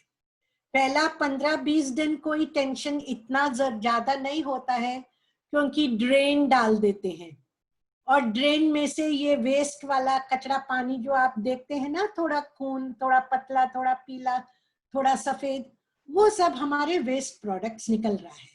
पर एक दिन जब हमारा ड्रेन निकाल देते हैं तो क्या होता है, हमारे संस्था को खुद अपने आप चलना जरूरी है। जैसे हम श्वास लेते हैं, जैसा हमारा शरीर के अंदर खून घूम रहा है, उसी तरह हमारा लिम्फ को भी जाना, ये जो लिम्फेटिक स्राव है उसे भी बहना बहुत जरूरी रहता है। तो आप पहले क्या कर सकते हो, शेक हैंड के जैसे कर सकते हो, नमस्कार कर सकते हो, कंघी करो, कंघी करते जाओ तो देखो आपके हाथ में मोशन आ जाता है। जिनको पूरा ब्रेस्ट निकाला गया है वो कंघी का मोशन आराम से कर सकते हैं। अगर मैंने झटक बोला पूरा ऊपर करो, वो शायद मुश्किल होता है। कंघी करते करते आपके सारे जॉइंट्स, आपके सारे मूवमेंट्स जो इधर से हैं, वो सही मात्रा से शुरुआत हो जाएगा। फिर स्माइली बॉल ले लो। स्माइली बॉल लेंगे तो उसको आप दबा सकते हो। ऐसे कैसे दबाओगे, ऐसे दबाओ। बॉल भी नहीं है तो कोई भी चीज टाइट पकड़ने की कोशिश करो और छोड़िए, टाइट पकड़ने की कोशिश करो और छोड़ दीजिएगा।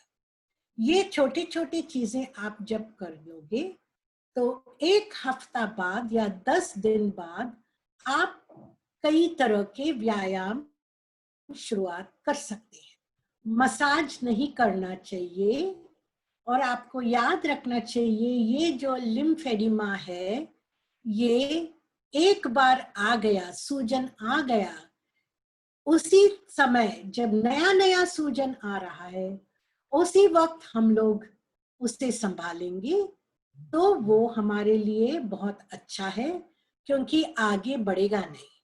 पर प्रॉब्लम क्या है, दर्द नहीं होता है, जिसके कारण लोग हमारे पास लेट आते हैं। कौन से लक्षण लेके आते हैं, सूजन तो आप देख सकते हैं, लाल हो गया तो देख सकते हैं, किसी किसी को मूंगियां जैसे दिखता है, जैसे कीड़ियां काट रही है, मूंगी जैसा हो रहा है, किसी को जलन और गर्मी होता है हाथ में, तब हमारे पास आते हैं। ये लक्षण थोड़ा ज्यादा ही हो गया। इसके लिए आपको क्या कर सकते हैं, इमीडिएटली अगर डॉक्टर ना मिले उस वक्त तो ब्रूफेन, नहीं तो कोई भी एंटी इंफ्लेमेटरी दवाइयां जो ओपन में मिलते हैं, आपको ओवर द काउंटर जो मिलते हैं, वो आप ले लीजिए। फिर आपके डॉक्टर के पास आके बात करके, इसके लिए आप ऑक्यूपेशनल थेरेपिस्ट करके है, उनके पास जाना आपको जरूरी है। फिजियोथेरेपिस्ट भी करते हैं, पर जो आपके कैंसर थेरेपी से जुड़े हुए हैं वो इसमें ज्यादा इफेक्टिव काम करते हैं आपके लिए। तो आपको वो 3 या 4 प्रकार के ट्रीटमेंट समझाएंगे। ट्रीटमेंट करने के बाद भी जिनकी सूजन जरूरी से ज्यादा हो चुका है, वो कभी वापस 100% ठीक नहीं होता। क्योंकि ये स्त्राव जो है कुदरती स्त्राव हमारे अंदर हर रोज जब तक हम जीवित हैं, जैसा रक्त चल रहा है, खून चल रहा है, वैसा पैदा होते चलते रहेगा। हमारे मूवमेंट्स के साथ मदद मिलता है। पर क्योंकि किसी को ये लिम्फेडिमा आ गया तो हमें मेहनत ज्यादा करनी चाहिए। हम श्वास लेने के लिए, बहाने के लिए कुछ मेहनत नहीं करते, क्योंकि वो ऑटोमेटिकली हमारा एक सिस्टम अंदर से करता है। पर इसके लिए हमें खुद की मेहनत करना चाहिए। डॉक्टर, ये जो ऑक्यूपेशनल थेरेपिस्ट है, वो आपको व्यायाम सिखाएंगे, वैसे व्यायाम सिखाएंगी जो आपके पानी को हार्ट के तरफ बहा के ले जाएगा। उसके बाद मसाज सिखाएंगी। मसाज किसको करना चाहिए और कैसे करना चाहिए वो समझाएंगी। आप कोई भी बाई या दाई से मसाज मत करवाइए, क्योंकि मसाज करने का एक तरीका रहता है। हमेशा याद रखिए कि मसाज जो है हमारे गले और हमारे छाती के एरिया से शुरुआत होगा। ये मसाज टाइट और दबा दबा के नहीं करेंगे, हल्का सा हमें शुरुआत करना है, फिर धीरे धीरे अपने बाहों के साइड में जाके आखिरी वक्त हमारे उंगलियां तक पहुंचेगी। मसाज ऐसा नहीं जाता है, मसाज ऐसा जाएगा, गले से लेके हाथ से लेके। वो खाली जब आपको सिखाया जाएगा, आपको सही तरह करने को आपको पता चलेगा। इसके बाद बैंडेजिंग का टेक्निक है, वो भी आपको बैंडेजेस सिखाएंगी। बैंडेज कब सिखाएगी? जब आपका हाथ का सूजन एक जगह में ज्यादा है, एक जगह में कम है। फिर तीसरी चीज क्या सिखाएगी? चौथी चीज कि आपको स्लीव्स मिलते हैं हाथ में डालने के लिए, कंप्रेशन स्लीव्स मिलते हैं, उसके बारे में जानकारी देके जब आपका सूजन कमी हो जाएगा तब आपको ये स्लीव देके सिखाएंगे। ये आपको पहनना बहुत जरूरी है। ये भी आपको सिखाएंगी आगे इसको हम कैसे रोक सकते हैं या प्रिवेंट कर सकते हैं। प्रिवेंशन क्या होता है? ये किस कारण? क्योंकि नलियां कट गई, उधर जो भी स्त्राव शरीर से बह रहा है अटक रहा है। तो कोई भी टाइट चीज नहीं पहननी चाहिए। टाइट चीज इसलिए नहीं पहननी चाहिए, रबर बैंड जैसा दबा लें तो सूजन क्या होता है, ये साइड नहीं तो ये साइड रह जाता है। इसलिए लेडीज, जब आप चूड़ी पहनोगे कांच का मत पहनिए। यदि सोने का पहना, प्लास्टिक का पहना, थोड़े अपने हाथों से बड़े बड़े चूड़ियां पहन लीजिएगा। अगर चूड़ियां डाल के उसको ऐसा पीछे दबा के काम करोगे फिर भी सूजन होने के चांसेस है। वो हाथ में आप इंजेक्शन नहीं लोगे। आजकल का कहना है ब्लड प्रेशर कफ रख सकते हैं, पर हमें अभी 100% पता नहीं किसको आने की संभावना है, तो इसलिए ब्लड प्रेशर भी दूसरे हाथों में ले लीजिए। और टाइट ब्लाउसेस नहीं पहनना है, और कोई भी तेल वेल डाल के मसाज मत करिए। हाथ को मॉइस्चराइज करके रखना बहुत जरूरी है। जब नाखून काटते हैं हमें क्या याद रखना चाहिए? नाखून जब तक थोड़ा बड़े नहीं तब तक मत काटिए, और बहुत पास में आप काटोगे तो जख्म होने के चांसेस है। हर 20 दिन 15 दिन जब नाखून बराबर बाहर निकलते हैं फिर काट के थोड़ा सा छोड़ भी दीजिएगा कि आपको हाथ में इन्फेक्शन ना हो। वजन उठाना मना है। वजन का अर्थ में 2 किलो से ज्यादा वजन की बात कर रही हूँ। हम लेडीज बकेट्स उठाते हैं, हम लेडीज बड़े बड़े टेबल्स खींचते हैं, धक्का लगाते हैं, सूटकेस खींचते हैं, ये आपके लिए मना है। और जो पहिया वाला सूटकेस है वो भी आपको हाइट या एलिवेशन में से जब ऊपर खींचते हैं, सूटकेस तो ऊपर आएगा पर इधर आपको स्ट्रेन पड़ेगा। इसके लिए हम हेवी आइटम्स मना करते हैं। यदि आपने 2 किलो वजन लिया या बाहर शॉपिंग जा रहे हो, आप 2 किलो इस साइड रख सकते हैं और उसे बैलेंस करने के लिए 2 किलो उस साइड भी आप रखोगे, तो आपके लिए शोल्डर्स और ये जगह जो पानी जमा होता है, इसके लिए आपके लिए बहुत इंपॉर्टेंट है। कहते हैं विमान में गए तो उसके लिए भी आपको कंप्रेशन स्लीव्स डालना जरूरी है और हाथ हिलाते हिलाते रखना आपके लिए बहुत जरूरी है। तो अभी मैं आपको क्या समझाऊंगी, क्योंकि टाइम काफी कम है आज सिखाने के लिए, थोड़े सिंपल एक्सरसाइज सिखाऊंगी आपको। सबसे पहले आपको क्या याद रखना है, जो भी एक्सरसाइज करोगे वो सूक्ष्म योग एक्सरसाइज में भी आता है। आप अपने गले के साइड से शुरुआत करोगे। गले से जब शुरुआत करोगे तो कैसे करोगे? स्टैंडर्ड जो योग में हम लेफ्ट, वापस ऐसे ऐसे, तान लगना जरूरी है, ऐसे ऐसे। तो ये आपका एक हो गया, दोनों साइड्स। आपने साइड स्ट्रेचेस किया, अभी पीछे हड़ू हड़ू आगे, पीछे तान,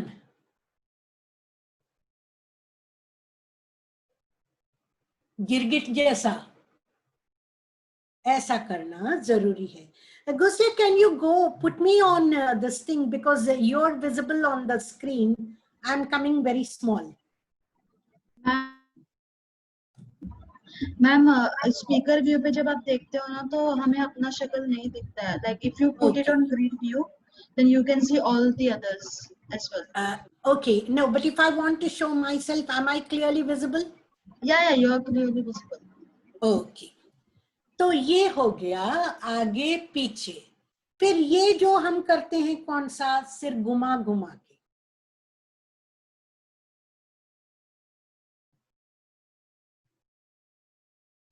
क्लॉकवाइज,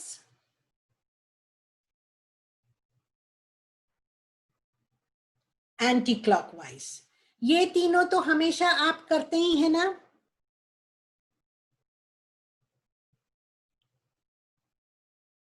ओके, ये तो हमेशा आप करते ही हो। इतना कर लिया तो आप क्या कर रहे हो, आपका जो इधर के सब स्त्राव है वो हार्ट के पास पहुंच रहा है, क्योंकि ये जो स्त्राव है उसे हार्ट में पहुंचना है, ये लिम्फ को। उसके बाद आप क्या करेंगे, बहुत सिंपल एक्सरसाइज, कंधे सीधा रख लीजिएगा, कंधे को ऊपर उठाओ, नीचे छोड़ो, ऊपर उठाओ, नीचे छोड़ो। कितना सिंपल है, लगता है सिंपल है, पर हम क्या कर रहे हैं, स्त्राव को पुश कर रहे हैं, up down, up down. Bottle हिलाते ना, ऐसे ऐसे ऐसे मत करिएगा, कारण क्या है, आप वो फ्लूइड को इधर उधर ही घुमा रहे हो। Slowly up, slowly down, slowly up, slowly down. ये किया तो और भी छाती पीछे करके बैक फ्रंट, बैक फ्रंट। जब बैक करते हैं तो ये खुलता है, खुलने से बहना ठीक रहता है। बैक फ्रंट, ये हो गया। अभी इसी को पूरा रोटेशन दीजिए। बहुत लोगों को क्या होता है, शोल्डर फ्रोजन हो जाता है जब हम हिलाते नहीं। राउंड सर्कल्स, हमेशा दोनों side. Slowly Santoshni, slowly slowly, fast कर रही हो। ओके, ये हो गया। जब ये हो गया, हम दूसरा एक चीज क्या कर सकते हैं, उसी के साथ ऐसा रख के 1 2 3, जब ये करते हैं तो लगता है इधर, तो इधर का स्राव भी फ्लो होने लगता है। जो भी करते हो सीधा और एक उल्टा चक्र। इसके बाद आप क्या कर सकते हो, इम्पोर्टेंट वाला, हाथ ऐसे रखो। जिनका मैस्टेक्टमी हुआ है वो लोग कभी कभी ऊपर जाने से डरते हैं, जितना होता है उतना करो। जिनको पूरा लंपेक्टमी किया है, पूरा जाता है, तो हाथ कान के पीछे जानी चाहिए और सीधा हाथ ऊपर रहेगा।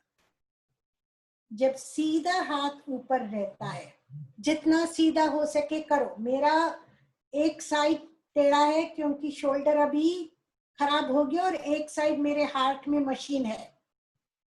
करके झुको एक side.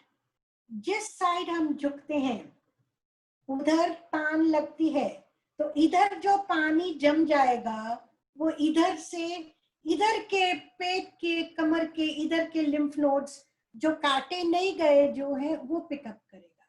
So see, when you do this, you will get all the flow इधर से। उसी तरह जब आप इस तरफ करोगे तो पूरा आपका जो स्राव है इधर से आके इधर बह जाएगा, इधर पहुंच के इधर से हार्ट के पास आ जाएगा। कितना इजी है ना, बैठ के भी आप कर सकते हैं। इसके बाद आपको क्या करना है, एक बहुत अच्छा एक्सरसाइज है। आप ये करने के बाद आप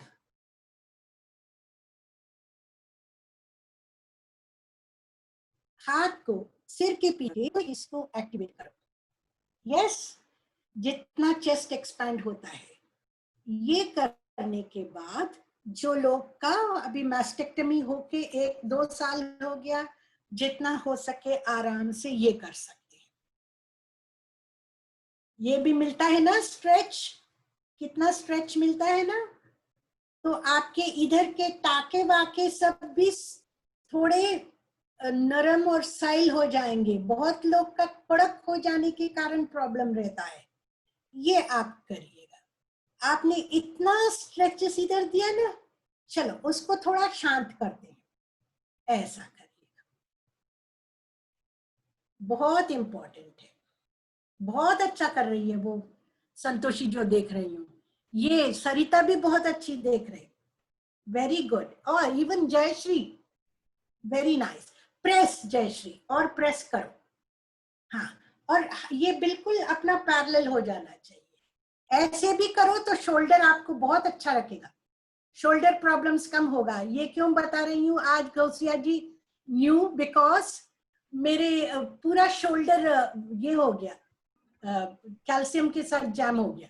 वो बुढ़ापा का है, कैंसर का नहीं है, आर्थराइटिस का है। ऐसा, okay. Having done this, now what we can do is we can do some खड़े होके एक्सरसाइजेस करना जरूरी है। मैं दिख रही हूँ क्या? Am I visible? जी ma'am. Okay. Yes, good. Okay. तो शोल्डर, ये जो आर्म सर्कल सिखाया है लोगों को, क्या करना चाहिए?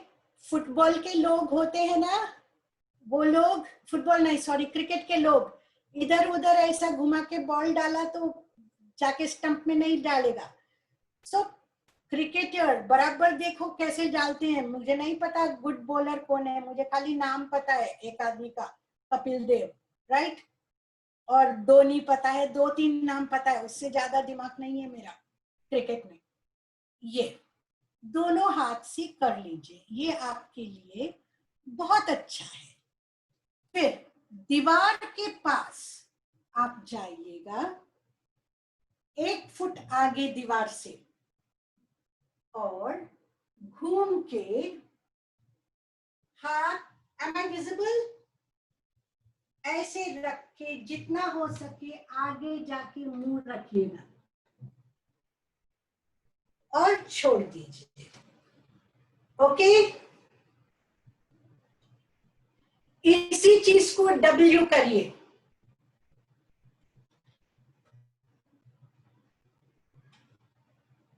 ऐसे ये भी क्या करता है, पीछे जिनको पूरा ब्रेस्ट निकाला है ना, इधर से टाके इधर तक जो होता है या आगे आता है, पोस्ट मैस्टेक्टमी पेन बोलते हैं, ये होता है। और ये सबको बोला होगा ना सीढ़ी चढ़ने को, हाथ रख के ऊपर ऊपर ऊपर ऊपर ऊपर ऊपर ऊपर ऊपर, जितना हाथ ऊपर जा सके जाइएगा। और जो खड़े होके करेंगे ना, अपने आप को ऊंचा करिए तो आपके काफ मसल्स जो पैर में है ना, वो उस मांसी को भी अच्छा ये मिल जाएगा। जितना ऊपर, और धीरे धीरे धीरे धीरे नीचे लाइए, ऊपर ऐसे ऐसे ऐसे ऐसे ऐसे ऐसे, फिर धीरे धीरे धीरे धीरे नीचे।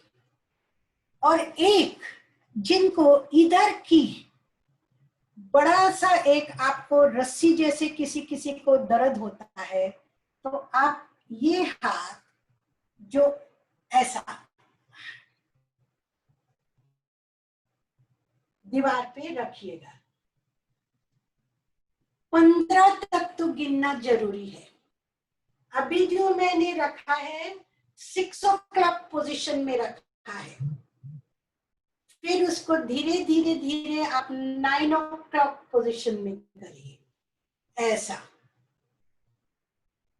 9 o'clock पोजीशन करने के बाद 12 o'clock पोजीशन लाइए।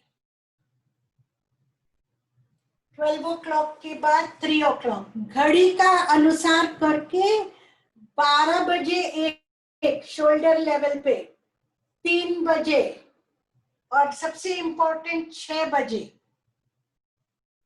And then slowly turn, go to 9 o'clock, come back to 12 o'clock।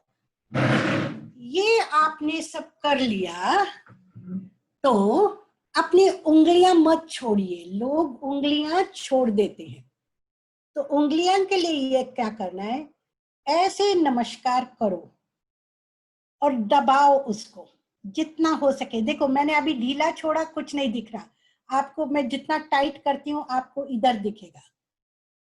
अभी फोल्ड दिख रहा है ना,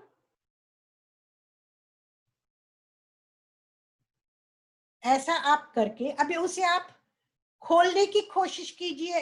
ऐसा नहीं, ऐसा खोलने को नहीं बोल रही हूँ, ऐसा दबा के रख के आप खोलने की कोशिश करोगे, आप खोल नहीं पाओगे, बिल्कुल खोल नहीं पाओगे। फिर एक खोलिएगा हल्का सा, आपने ताकत छोड़ दिया तो ऐसे करो, ऐसे करो, ऐसे करो, ऐसे करो, ऐसे करो, तो क्या होता है कि आपकी हर उंगली को ये मिलता है मूवमेंट के लिए। छोटी छोटी जो इधर बोन्स पर्स है वो ठीक रहेंगे। फिर आप क्या करो, यही हाथ को पूरा खोल के 1, ऐसा ऐसा ऐसा ऐसा ऐसा, open again, then do with little finger. Little finger पहला जल्दी नहीं आएगा, ये आएगा जल्दी, ये आएगा, ये आएगा, ये आएगा, ये, पर आप लिटिल फिंगर से शुरुआत करो। यू कैन डू इट, कर सकते हो लिटिल फिंगर को बिल्कुल नीचे, but do the thumb, thumb करके देखो, थंब आ जाएगा। तो आपको नहीं आएगा पर ट्राई करना चाहिए।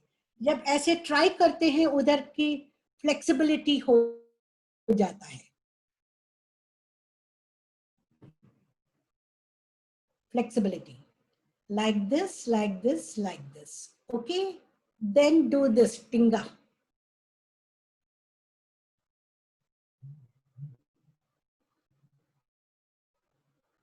अब क्या हो रहा है, जो पानी सब इधर से व्यायाम से भीग गया, लास्ट उंगलियों से हो रहा है। इसके बाद आप क्या करो, वापस भेजने के लिए, now I can put my computer straight. What you do is this.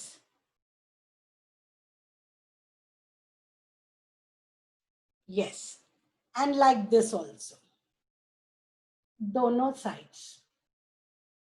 पूरा स्ट्रेच मिल गया ना आपको, सब जगह स्ट्रेच मिल गया। फिर योग में जो लास्ट करते हैं रिस्ट रोटेशन, ये लास्ट करिएगा। And then what you do, सारा फ्लूइड अभी नीचे से भगा सकते हैं।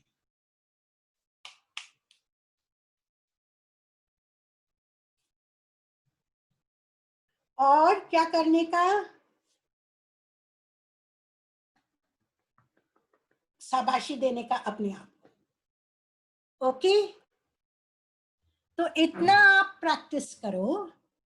और मैंने एक्सरसाइजेस दी हुई हैं, तो आप मैडम जो गौसिया मैडम से और आपके काउंसलर से पूछ के चाहिए तो व्हाट्सएप में कागजों पे उनसे भेज दीजिएगा। तो always start from this region. Any questions? Very good, Malti is doing nice. There is one question, how many times each exercise? कितने बार करना चाहिए एक एक्सरसाइज? Very good question. हर एक का सेट रहता है, 6 बार करना जरूरी है। और अगर आप जब इंक्रीज करना चाहते हो 10 बार, तो 2 हफ्ते रुको। हम लोग पहले ही ज्यादा शुरू करके फिर कंप्लीट नहीं कर पाते। एक 6 टाइम्स एक बार करिएगा। दिन में 3 बार आइडियल है, दिन में 3 बार तो आइडियल है करना आपके लिए। क्योंकि काम वाम सुबह उठ के एक बार करिए, दोपहर को काम वाम करने के बाद एक बार करिए, छोटा सा आधा घंटा 1 घंटा नींद लगाते हैं, उसके बाद उठ के करिए, आपको काफी एक्टिवेट हो जाएगा। रात को एक बार सोने को टाइम करिए। हो सके तो अपना हाथ थोड़ा ऊपर रख के सो जाना अच्छा है। जिनको पैरों में हुआ है या लिम्फेडिमा, उनके लिए अलग ही एक्सरसाइजेस आता है जो पैर के साथ जुड़ा हुआ है। ये हाथ आपका थोड़ा ऊपर इसलिए रहना चाहिए क्योंकि स्राव हमेशा ऊपर हाइट से लेके नीचे बाजू आता है। हमारे हाथ हमेशा टंगे रहते हैं। जब संस्था अच्छा है तो वो बह जाता है, पर संस्थे में कुछ अभी कट वट गया तो हमें खुद मेहनत करना पड़ता। ऐसा लेडीज, एक इम्पोर्टेंट चीज, जब आप सो जाते हो, हमारी आदत ऐसा सोना है, ये इधर वजन पड़ जाता है तो इधर बहुत पतली पतली नलियां रहती है, ये लिम्फेटिक या लसिका नलियां, तो वो दब जाते हैं, तो इधर आपको सूजन और मुंगियां महसूस होने लगेगा। अगर आप ये करना चाहते हैं तो गले में एक पिलो डालने के लिए आता है, पता है ना, जब ट्रैवलिंग करते हैं तो एक पिलो आता है, वो आप गले में डाल के आप सोएंगे तो आपको वजन उसमें पड़ेगा और हाथ में नहीं पड़ेगा। ये आपको याद रखना बहुत जरूरी है, क्योंकि नींद में गड़बड़ हो जाता है। नींद में घूम जाते हैं वो चलेगा, पर हमेशा नींद में थोड़े देर इस तरफ सोते, थोड़े देर उस तरफ सोते। तो आपको ध्यान रखने का कि सिर आपके हाथ पे, सिर का वजन नहीं पड़ना चाहिए। ओके? और जब भी कुछ होता है, कृपया दर्द नहीं होता है करके आप छोड़िए मत, एक बार डॉक्टर के पास जाइए। जिनको डायबिटीज है उनको कभी खुजलियां और लाल लाल भी हो जाता है उधर, तो उसे हम सही तरह दिखाएंगे नहीं और उसके लिए दवाई नहीं लेंगे, पेन किलर, और अगर इन्फेक्शन है तो एंटीबायोटिक, तो वो बड़ा होता जाएगा। समझ आई? जी मैम। यस और नो? थम्स अप कर दीजिए अगर आप लोगों को समझ में आए। समझ आई कि नहीं? Okay, now any question? Next question है कि सैली जी की तरफ से, मैम मैं शुरू से मेरे हाथ को तेल से मालिश करती थी, लेकिन अब मैं बिना तेल की मालिश करती हूँ। मैम क्या तेल से मालिश करना ठीक है या नहीं? नहीं, सबसे पहले तेल में कोई प्रॉब्लम नहीं है, प्रॉब्लम है मसाज के तरीके से। आप यदि मसाज की तरीका आप सीख लोगे तब आप कर सकते हो। No, I think Gausia, we must have 5 sessions where without taking off my clothes, I will show some. Okay? Yes, ma'am. हाँ, बगैर कपड़े निकाले मैं आपको एटलीस्ट इतना तो मार्गदर्शन मिल जाएगा, क्योंकि मुझे पता है जब मेरे को हुआ था, मेरे हाथ में हुआ है, देखिए इधर अटक गया है मेरा हाथ ये जगह में। जब मेरे को हुआ था 15 साल पहले, किसी ने मदद नहीं किया मुझे, इसलिए मुझे जाके सीख के आना पड़ा, और वो भी फॉरेन जाके सीखना पड़ा। तो क्या हुआ है, क्या होता है ना कि मेरी मम्मी बोलती है चलो मैं इसका तेल लगाऊंगी, वो तेल लगाऊंगी, बाल तेल लगाऊंगी, आयुर्वेदिक करूंगी करके बराबर ऐसे ऐसे ऐसे घिसती थी। तो क्या होता है जब हम ऐसे ऐसे ऐसे घिसते हैं तो हम सारा स्त्राव को सब जगह ब्लॉक करते हैं। हमारी नलियां बहुत हल्के हैं, तो मसाज इतना हल्का होना चाहिए। हम इतना हल्का करते हैं कि ऐसा ऐसा ऐसा करते हैं, तो उसे ऐसे तो मसाज के तरीके में गलतियां हो सकती है। जिसको जो तेल लगाना है लगा सकते हैं, पर बोलते हैं कैस्टर ऑयल, एरंडेल बोलते हैं, वो बहुत अच्छा है। उसमें थोड़ा सा अदरक भी डाल लो ना पीस के, और उसके साथ मसाज करो तो और भी अच्छा है। ओके मैम, हमारा नेक्स्ट क्वेश्चन है अनीता जी की तरफ से। ओके अनीता। अनीता जी प्लीज अपना माइक अनम्यूट करिए। हेलो। हाय अनीता, बोलो। Hello, good morning ma'am. Yeah, मुझे कोई बीमारी तो नहीं है मैम, बट मैं ये पूछना चाहती हूँ कि मुझे भी राइट हैंड में है जो यहाँ का पोर्शन है, मतलब तो हाँ। ये ऑलवेज मेरा ये दुखता है, मतलब और हार्ड बोले ना, हार्ड है पूरा ये। और रात को सोने के टाइम ऑलमोस्ट मैं नीचे रखती हूँ, बट पता नहीं नींद में ऊपर ही चला जाता है। तो ऊपर चला जाने के बाद नीचे लाने के लिए मुझे कि मेरा हाथ ऊपर गया है, तो नीचे लाने में मुझे 2 मिनट लग जाती है। अच्छा, सो व्हाट आपको क्या था? आपको ब्रेस्ट कैंसर था या नहीं था? नहीं या मैम, मुझे कुछ भी नहीं है, मैं तो ऐसे ही सेशन सब सुन रही हूँ। अच्छा, मुझे कुछ भी है। उम्र कितना है आपका? I am 52। ओके, आपको जो है you go to an orthopedic doctor, orthopedic specialist, and you get your shoulder lateral and apical shoulder, आगे पीछे, और एक ऐसा करवाएंगे नॉर्मल, एक आपको ऐसे स्ट्रेच करवा के करवाएंगे, एक आपको उठा के करवाएंगे। और your Modi means you're Gujarati or you're Parsi or what? I'm Gujarati. You're Gujarati. हो सकता है आपके कैल्शियम डिपॉजिट्स हैं और आपको इधर आर्थराइटिस डेवलप हो रहा है, जिसके कारण जब आर्थराइटिस इधर डेवलप होता है तो रेफर्ड पेन बोलते हैं। It is not direct. Because of this you get this sensation and pain, and आपका जो हमारे हर हड्डी के बीच जिधर मूवमेंट होता है, साइनोवियल फ्लूइड करके रहता है, तेल होता है, वो तेल मेनोपॉज पीरियड्स जाने के टाइम या पीरियड्स जाने के बाद ऑटोमेटिकली कमी हो जाता है। इसलिए कोई लोग चिट चिट चिट करते हैं तो आवाज भी आता है ना, बचपन में आता था पर ठीक हो जाता था। अभी without doing also we get cracking. You may be developing उम्र के साथ साथ जो उम्र से जुड़ा हुआ है osteoarthritis of the shoulder joint. So you get that examined. उसके लिए भी वो जो मैंने बोला था ना, मुझे डायग्नोस हुआ। हाँ, मैं देखा सब।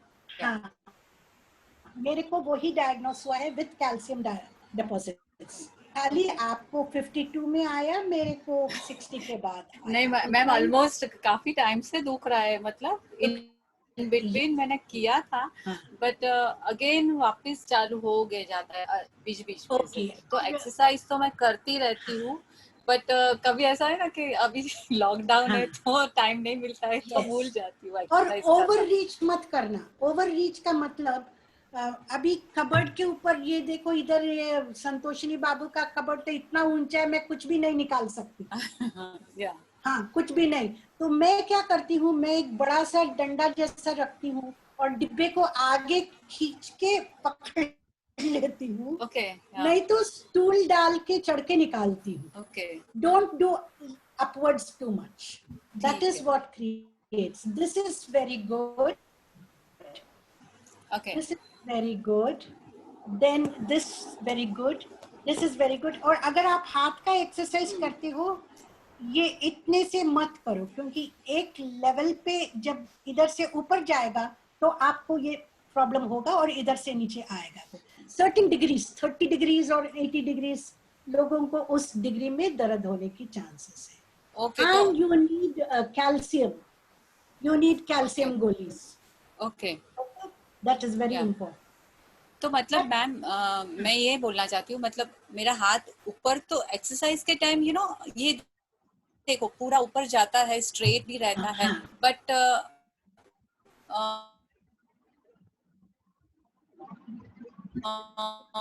तो वो ऊपर तक एक्सरसाइज करूं तो कोई प्रॉब्लम नहीं है। I have also stopped doing that, you know. ठीक है, okay, yes, I have also stopped simply because you are giving trauma.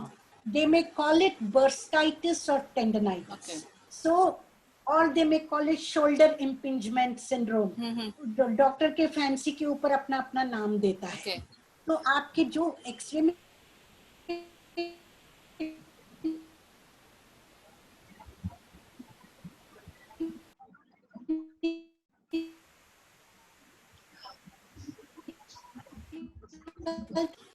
Welcome. या thank you ma'am. Thank you Anita ji. Ma'am last question लेते हैं, राखी राठौर जी का है। इन्होंने एक सवाल लिखा है, ये मेरे हाथ में कीमो के निशान हो गए हैं, वो ठीक नहीं हो रहा है, दर्द भी करता है, ट्यूब से ठीक नहीं हो रहा, तो क्या करें? राखी किधर है? मेरे को इधर तो नहीं दिख रही। राखी जी प्लीज अपना माइक अनम्यूट करें। राखी राठौड़, या आप खुद हाथ दिखाइए। ब्लाउज स्लीव डाला है? नहीं। Okay okay okay. वो आपको जाने के लिए आपको आराम से 1, 1.5, 2 साल लग जाएंगे जाने के लिए। और 1-2 नस जिसमें ज्यादा गया है वो आपको हल्का सा तो दाग दिखेगा, पर ये आपको 1-2 साल तो लग जाएंगे। कीमो हो गया ना राखी का? मैम हो गया, रेडिशन भी हो गया मैम। कितने महीने हुए? रेडिशन अभी 2 महीने ही हुए हैं, और मैम उससे रेडिशन से मेरे पीठ पे सफेद सफेद दाग भी हो गए मैम। तो उसके लिए रेडिएशन में दाग किधर हुआ? ब्रेस्ट पे? पीठ पे। ओके ओके, पीठ पे भी दाग हो गए। राइट हैंड में उसकी दवाई चल रही है, लेकिन मैम सही नहीं हो रहा वो। डायबिटीज तो नहीं है ना? नो मैम, डायबिटीज नहीं है। अच्छा, तो एक मॉइस्चराइजर आता है, मैं नाम बता सकती हूँ क्योंकि ये डॉक्टर का मॉइस्चराइजर जैसा नहीं, पर वेनूजिया। हाँ, doctor Reddy's lab, doctor Reddy's लाल वेनूजिया, ठीक। मॉइस्चराइजर वो आप हल्का सा लगाइए, रगड़ने का नहीं। जिधर रेडिएशन हुआ वो जगह 3-4 महीने घिस घिस के नहीं करो, हल्का सा। अपने आप को छोटे बच्चे को करते हो ऐसे हल्का सा आपको पीछे ही लगाया ना, जहाँ पे हो रहा है वहीं पे। हाँ, पीठ पे भी लगाओ, हाथ पे भी लगाओ। ठीक है मैम। हाथ पे भी। और ये जो नीली पड़ गई है नस, काला नीला दिखता है, उसको लगेगा आराम से 1 साल 6 महीना। मैम ये चूड़ी वगैरह नहीं पहन पाती, बड़ी मुश्किल से। एक कड़ा पहन रखा है, वो भी जैसे आगे आ जाता है ना तो पेन करता है, और मोटा मोटा सा लगता है इस जगह हाथ में। अब ये डॉक्टर को भी दिखाया था, पर उन्होंने ट्यूब लिखी थी तो उससे फर्क नहीं पड़ा। और थ्रोम्बो वो फॉब लिखा था क्या? अब ट्यूब का तो याद नहीं है, कोई ट्यूब थी एक रेड जलता कलर है की। ना? हाँ जलता था जलती है, क्या? हाँ जलती हाँ है बहुत वो। जलती है वो हाँ थ्रोम्बोफॉब। उससे खुजली भी आपको चलती थी और जलती भी थी बहुत। हाँ फ्लेबाइटिस हो गया है, फ्लेबाइटिस। तो जी आप क्या करो उसके लिए, आप खाली जो आइस पैक है ना, जी बर्फ थोड़ा लेके आइस पैक दिन में 2 बार रखो। और आपको थ्रोम्बोफॉब से इम्प्रूवमेंट नहीं हुआ तो साधारण ये वेनुसिया लगाओ और हल्का सा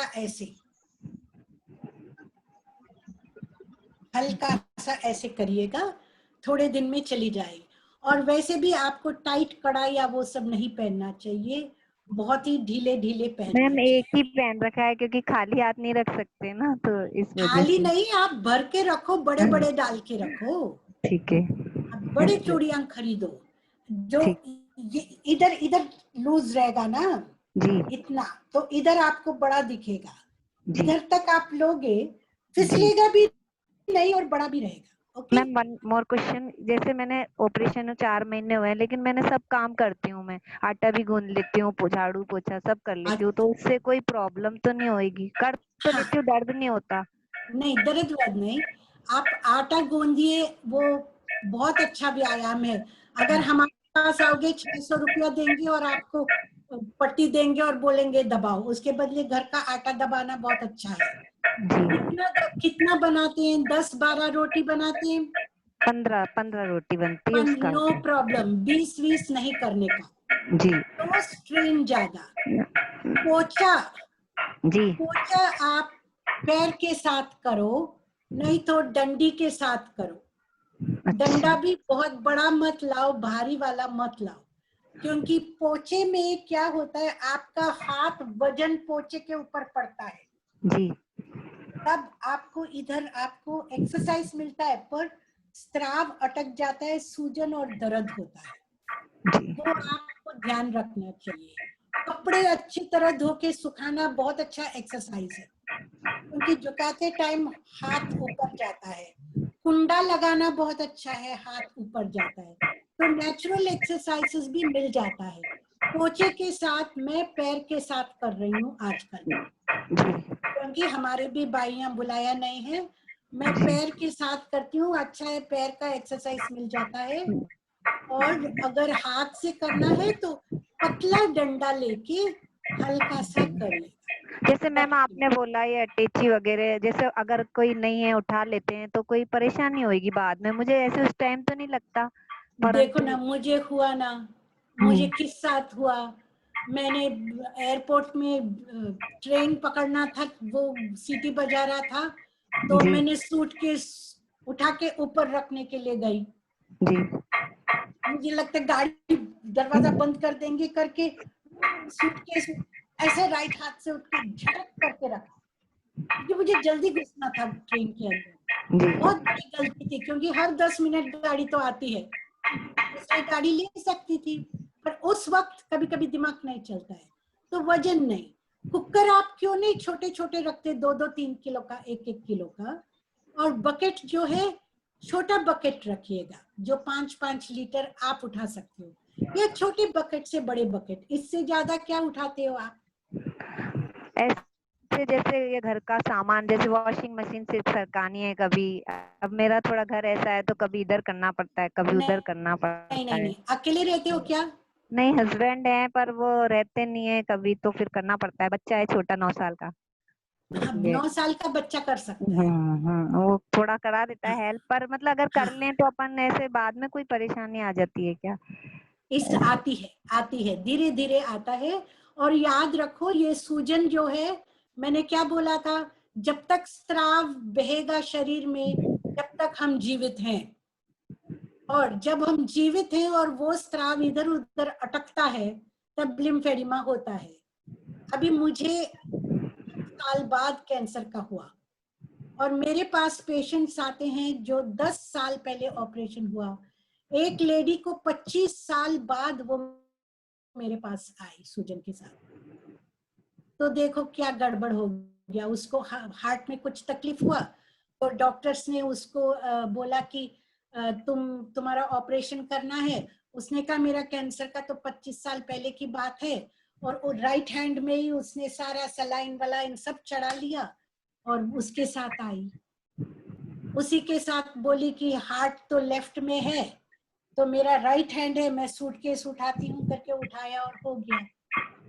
तो जब तक जीवित है, जब श्वास बंद होएगा तब वो लिम्फेडिमा बंद हो जाएगा।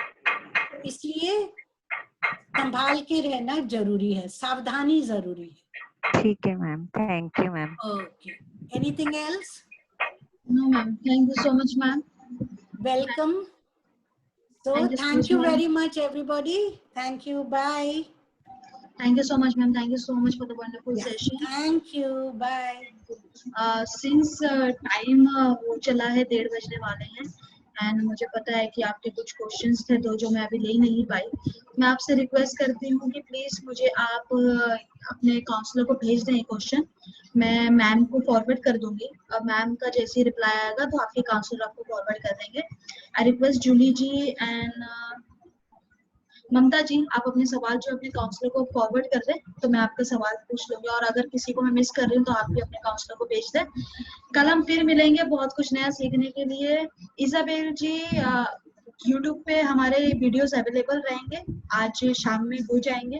संजीवनी लाइफ बियॉन्ड कैंसर करके एक नाम है हमारे चैनल का, वहाँ पे आपको हमारे सारे सेशंस के वीडियो मिल जाएंगे। कुछ चीजें अनलिस्टेड है तो मैं आज उसको पब्लिक कर दूंगी ताकि आपको सेशंस के वीडियोस दिखें।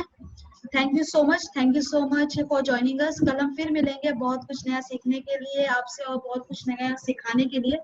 हंसते मुस्कुराते रहिए, आसपास खुशी बना के रखिए और याद रखिए आप हो तो हम हैं, आप नहीं तो हम कुछ भी नहीं। कल हम फिर मिलेंगे, तब तक के लिए अपना ख्याल रखिए। Bye bye.